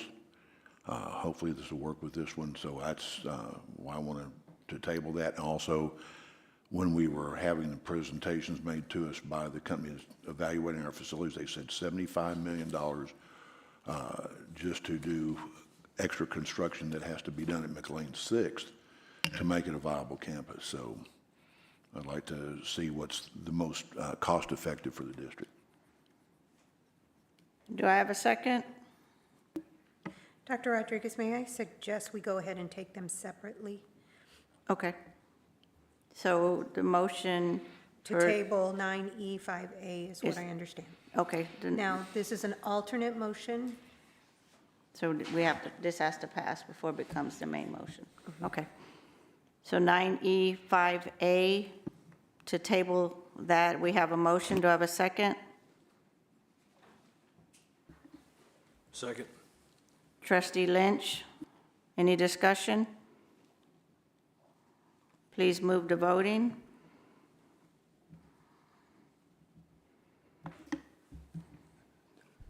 To be clear, we're voting yes as we're tabling it?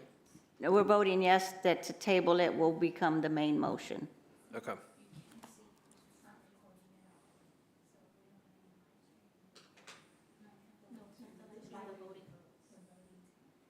Okay. Of the previous one?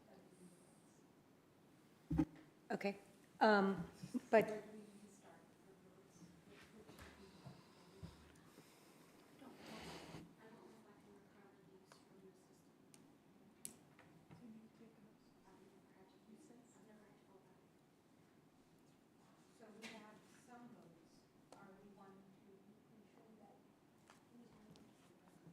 Do you want to take a recess?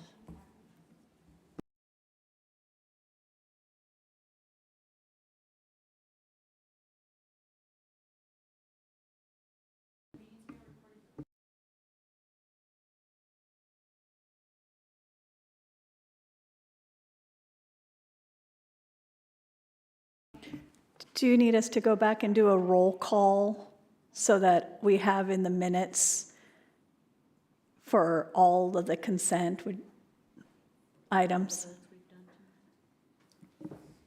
For the ones that were pulled, the consent items pulled to action? it does Ms. Rincon? appear that it is from the moment that items were pulled from consent. I cannot capture beyond what the alternate motions and whatnot, so if the board wishes, then we would need to go back to the beginning of the items that were pulled from consent.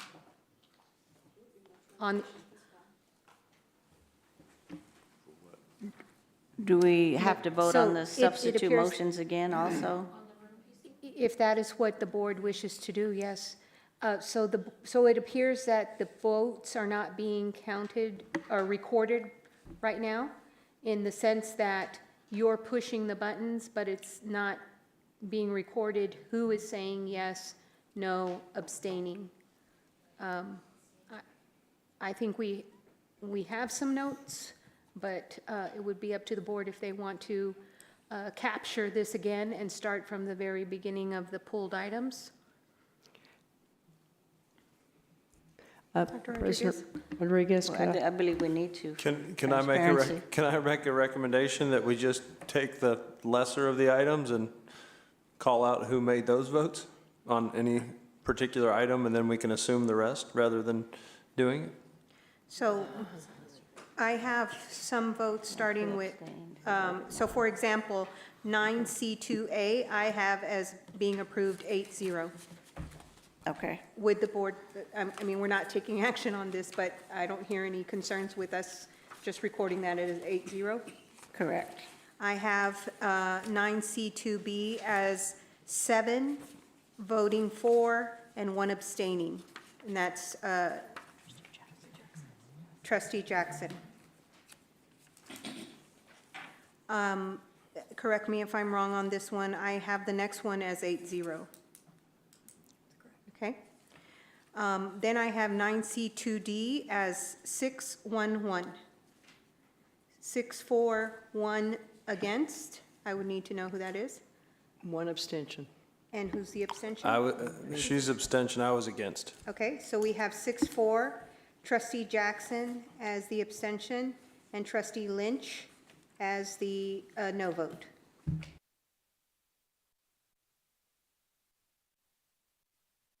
Yes. And then on 9C2E. 8-0. Yes, I have that as 8-0. And then 9C2F, I have 8-0 as well.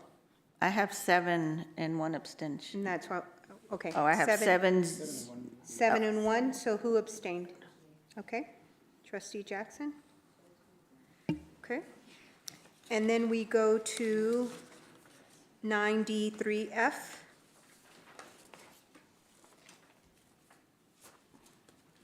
I have 7-1. And Trustee Lynch? I was the one who, no. Okay, thank you, sir. Okay, now we're to, We are now at 9E5A, and I was recommending that these items be taken separately, although if you want your motion to be to table, it's to table both, or are you good with taking it? Doing one at final one at times. Okay, so just to be clear, was there a motion by someone for 9E5A? Dr. Rodriguez? yes, I believe it was Trustee Dar. Yes, I'm sorry. I moved in favor of 9, we got too many letters here. E5A? 9E5A And then the second? as written, but then there was an alternate motion that was made. Did somebody second that? Who seconded I don't think anybody seconded. So we're at the So substitute because there's motion. no second, then yes, we are moving to the alternate motion of tabling. Moving, I heard Dr. Ryan move to table 9E5A. I heard Trustee Lynch second that. Yes, okay. And now you're at the point to vote. And I believe that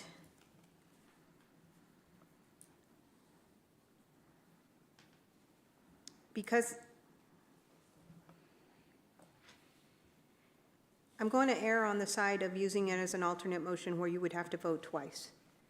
Okay. To keep with what we've been doing.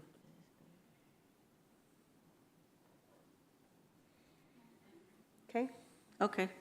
So the motion is to table, the substitute motion is to table 9E5A. And any discussion? Please move the voting by roll call vote. Yes, will you please do the roll call for Yes. us? Okay, trustee Lynch, Yes. trustee Bridges, No. Please turn on your microphones. No. it turns off. Trustee Luevanos, Yes. trustee Dar, No. trustee Rodriguez, Yes. trustee Jackson, Yes. trustee Martinez, Yes. trustee Dr. Ryan. Yes. Okay, Okay, motion carries to make this the primary motion, 6-2. Now, let's vote on the, I did have 6-2, yes, ma'am. let's move to the primary, making tabling 9E5A the primary motion. Do I have a motion? I so moved. Trustee Ryan, do I have a second? So it has been moved, so now you vote. Now, Okay. now it's the main motion? We don't need a second? No, because it's already been voted to make that the main Okay. motion. Now, please, is any discussion? Just for clarity, I thought we had separated them and the vote for it to be the main. 9E5A, that's what I have. Okay. Yes, ma'am. But we're on B. We should be I'm on sorry, I 9. meant A. Okay, I just, 9E5. for clarity, Yes, ma'am. we want to make sure that we're on A. Okay, we're tabling, the motion is to table ma'am. 9E5A. Thank you for that clarity. We have a motion, and it's, any discussion? Please move the voting. Trustee Roll call. Lynch? Yes. This is to table, just as a reminder, this is to table the item. No. Trustee Luevanos? Yes. Yes. Trustee Dar? No. Trustee Dr. Rodriguez? Yes. Trustee Jackson? Yes. Trustee Martinez? Yes. Trustee Dr. Ryan? Yes. Okay, so I have 6 for and to table and 2 against. Correct, that's what I have. So that means that item 9E5A has been tabled by the board. Okay, now we're to 9E5B. Do I have a motion? I move we table 9E5B. Do I have a second? Trustee Jackson? Jackson, second. Any discussion? Please move to roll call voting. Yes. Trustee Bridges? No. Trustee Dar? Trustee Luevanos? Yes. Trustee Dar? No. Trustee Dr. Rodriguez? Yes. Trustee Jackson? Yes. Trustee Martinez? Yes. Trustee Dr. Ryan? Yes. So I have 6-2 again, with Trustee Bridges and Trustee Dar voting against. Okay, so now we're on to, Action agenda. let's move to action items. Item 10A, oh, we already did that, sorry. To personnel, 10B1, Executive Director of Maintenance Services. Do I have a motion for the personnel recommendation discussed in executive session? So moved. Trustee Jackson? Do I have a Second. Trustee Martinez? Any discussion? We will continue to vote by voice. Trustee Lynch? Yes. Trustee Bridges? Yes. Trustee Luevanos? Yes. Trustee Dar? Yes. Trustee Dr. Rodriguez? Yes. Trustee Jackson? Yes. Trustee Martinez? Yes. Trustee Dr. Ryan? Yes. 8-0, Dr. Rodriguez. Motion carries 8-0. Dr. Ramsey, would you like to introduce the new personnel? We want to congratulate David Guerra, who's been in the district for many years, and welcome him to his new role as the executive director. Congratulations, sir. Is he here? Is he here? Okay. Now we're on to 10B2, Deputy Superintendent of Leading and Learning. Do I have a motion for the personnel recommendation discussed in executive session? Trustee Dar, do I have a second?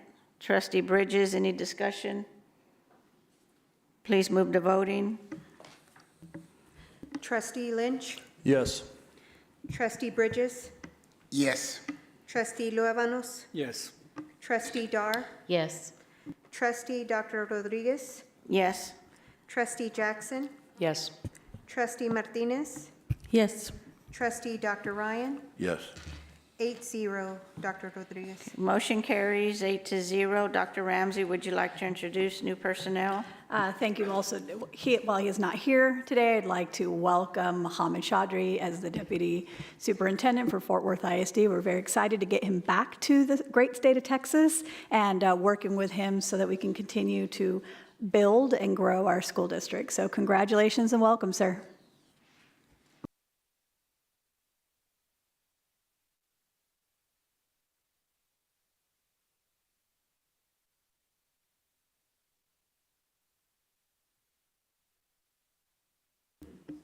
Now we're to 10C2A, approve resolution between Fort Worth Independent School District and TASB Energy Cooperative. Do I have a motion? I'll make the motion. Do I have a second? Trustee Bridges, any discussion? Please move to voting. Attorney Rincon. I think you can vote. Okay. Okay, motion carries unanimously, 8-0. Now we're to 10C2B, approve the purchase of property, boiler and machinery, terrorism, including active shooter, flood, cybercrime, fleet, general liability, and UIL insurance with girls' flag football policy. Approve set-aside reserves to pay deductibles. Do I have a motion? So moved. Trustee Jackson, do I have a second? Trustee Ryan, any discussion? Trustee Lynch? I have a question. And looking at this, I noticed that the girls' flag football policy was relatively high, broken out as one sport. And so I just wanted to get some understanding for that.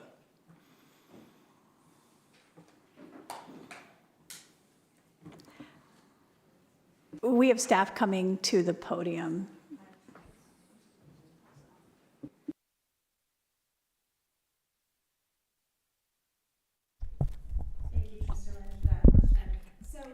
Historically purchased the flag football, the girls' flag football, as a separate policy. It was not considered as part of the UIL coverage, and so we have to purchase it separately. And so we've done that historically for the last 2 years. Okay, so for context, to insure one sport, it's almost $800,000. No, I believe it's only $5,000. If you look at the backup, the Okay, total but group the UIL. document I was looking at, maybe I missed the number. Oh, yes. Okay. In the backup documentation, it is outlined $690,000 for group UIL, catastrophic $33,828, girls flag football $5,000. Okay, all right, much better. That answers my question. Yes, Thank you. absolutely. Thank you so much. Please move to voting.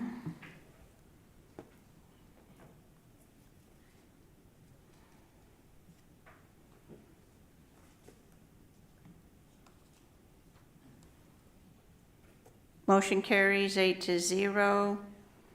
Now we're to 10C3A, approval of the 2024-25 budget for the Leadership Academy Network Texas Wesleyan University Management Team. Do I have a motion?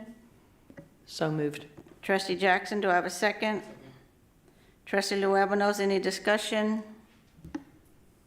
Trustee Lynch? Do we have any information that shows the budgets for these schools versus like schools in our district? So yes, and we do, and as a reminder, SB 1882 schools receive additional funding from the state for being an innovative program, but we have all the campus budgets, and within the campus improvement plans, those budgets can be found. No, and I understand that there's money that's coming from outside of our budget, but I guess my question is how much money is being spent at those particular campuses versus how much we spend at a particular campus? And then I think taking that a step forward, I'd be curious to see the outcomes related to that. So we can provide that information. So SB 1882 schools do have their own board, and we are not involved in the day-to-day operation. So even I wouldn't talk to them about their specific programming to make changes. We can absolutely find out and get that information to you. But we can do that. But again, we have the information on the budgets and already available. Okay, all right. I'd like to file a motion to table this. We have a substitute motion. Do I have a second? Or Did we have a motion? I apologize, I was reading. So we had a motion and a second? Correct. And now we have a Substitute alternate motion. motion? So it's the same? Do we have a second on the alternate motion? Trustee Ryan, any discussion? I'd like to ask our CFO and council if we can table a budget that would be due before July the 1st. Just to remind our trustees that under their SB 1882, we have already gone into contract with our Texas Wesleyan partnership. So we are under contract with them. They bring the budget to us for approval because our trustees actually have the option to renew contracts. So they do that as part of good faith as our partnership, but their steering committee actually approves their main budget. Their budget does not, everything's spelled out in their contract. Then they receive additional funding from different funders that they partner with, as well as grants that they receive. And then, of course, the additional funding from the state. So their budget for the Leadership Academy Network is a contract base that's already been approved by the trustees. For how long? We actually are going on our final year, and then we'll bring back a renewal for the partnership for all the land schools, the Leadership Academy schools, later this spring. And they'll come forward like they did last year. Correct. To do an annual report to the board where they'll be able to show not only kind of budgetary items, their programs, but the turnaround that they've done at those schools and the work that they're providing at each of their campuses. So that'll come in front of the board. All right. I would just, and this is for further comment, but I would like to see those presentations before we approve budgets. That would just, to me, that makes a lot of sense as we're looking at things to approve spending money on the next year. I'd love to see the outcomes prior. Yes, sir. I mean, some of the data wasn't available yet, but we will be providing, and the board is going to get some information this Thursday that I think will assist you with this particular question. Okay, thank you. So, is there a second for the tabling?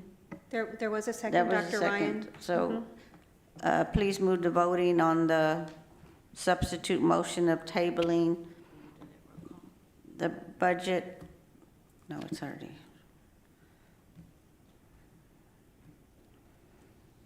Motion fails 7-1. The substitute motion fails 7-1. Now we have a motion and a second on the primary motion of approval of the 2024-25 budget for the Leadership Academy Network, Texas Wesleyan University Management Team. Any discussion?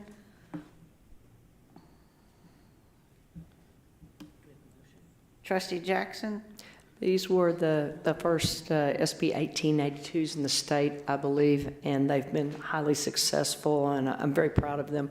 Most of them sit in Trustee Bridges and Trustee Phillips' district, but I just want to make the comment that I'm very appreciative to the work that's been done and appreciative to staff that built that. It's a very classic pattern now that we see throughout the state, but it wasn't. It was a very gutsy move by Fort Worth ISD. Trustee Lynch? Yeah, and this might be a comment for another, but if, I guess my question would be, if it's been so successful, why haven't we looked to expand it? And, I'd be curious to have conversations about that. If it has worked so well, why do we choose to stay with it and not expand it? So that'd be something for discussion another time. We will bring forward some information on the process for SB 1882 and the call for proposals. So we'll provide that information to the trustees. Thank you. Please move to voting.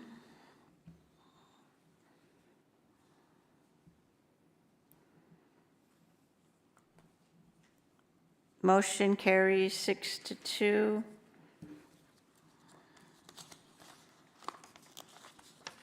Now we're to 10C 3B, approve authorization for Fort Worth After School to enter requisitions for provision of full-time full service providers for the 2024-25 school year. Do I have a motion? Trustee Dar, do I have a second? Trustee Ryan, any discussion? Please move to voting.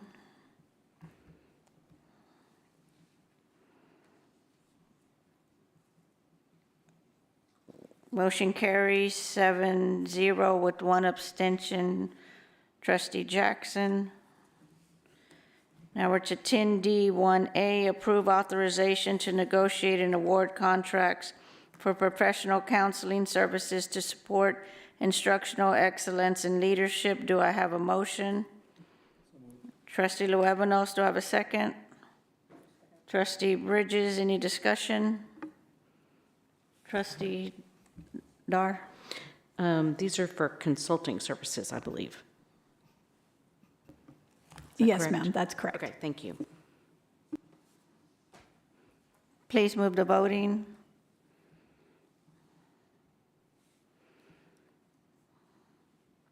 Motion carries unanimously. Now we're to 10D1B, approve contract renewal for contracted student support services, case management, and wraparound services for the 2024-25 school year. Do I have a motion? Trustee Bridges, do I have a second? Trustee Jackson, any discussion? Please move to voting. Motion carries 8-0.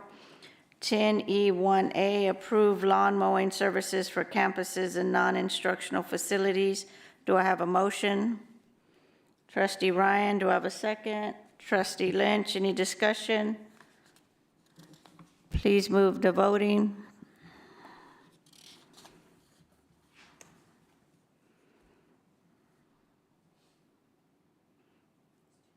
Trustee Jackson, did you? Okay, motion carries unanimously. Now we're to 10E1B, approve purchase of warehouse supplies. Do I have a motion? Trustee Jackson, do I have a second? Trustee Ryan, any discussion? Please move to voting.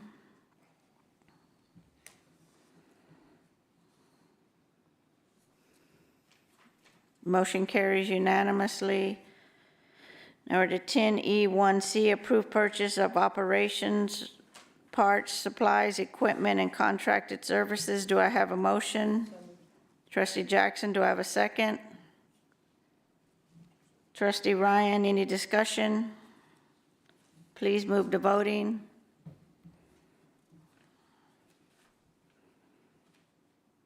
Motion carries unanimously. Now we're to 10E1D, approve LED lighting conversion for high schools. Do I have a motion? Trustee Jackson, do I have a second? Trustee Ryan, any discussion? Yes, President Rodriguez. I'd just like to have Ms. Spencer or someone talk about why this is really important for us to approve this LED lighting, and thank you.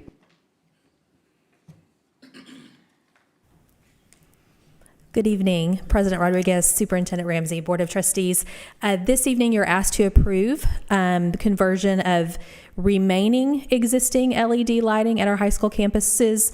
Some of that was converted with the 2017 bond program, but in various parts of the building, it was not. And there are also other campuses that will, or other buildings that will be addressed through this, as well as our auditoriums.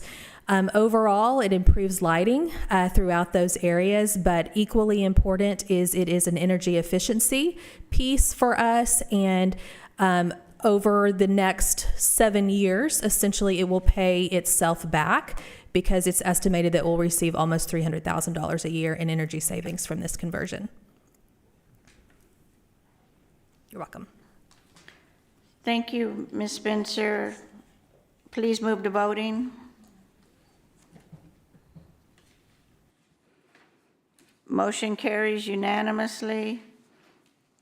Now we're to 10E2A, approve authorization to negotiate with the construction manager at risk for a GMP amendment for construction services for Applied Learning Academy renovations in conjunction with the 2021 Capital Improvement Program. Do I have a motion? Trustee Dar, do I have a second? Trustee Bridges, any discussion? Please move to voting.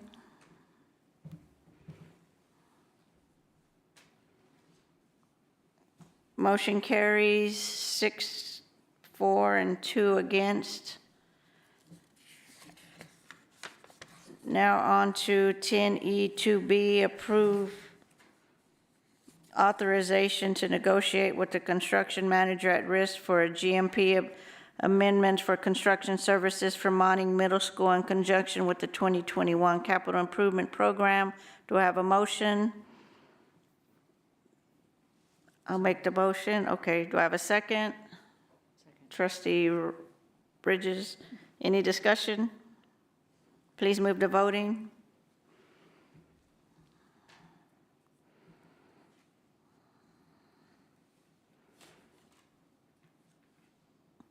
Motion carries 6-2. Now we're to 10E3A, approve purchase of athletic uniform supplies, equipment, and contracted services. Do I have a motion? Trustee Jackson, do I have a second? Trustee Dar, any discussion? Please move to voting.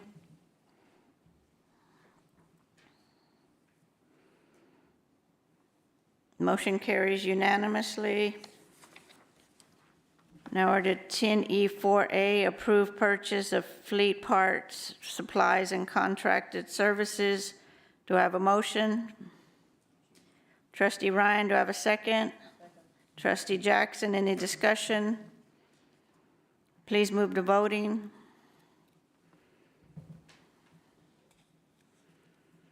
Motion carries unanimously.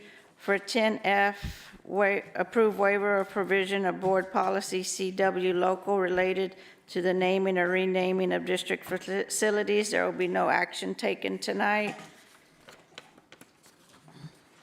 The time is 9:25 p.m. and this meeting is adjourned.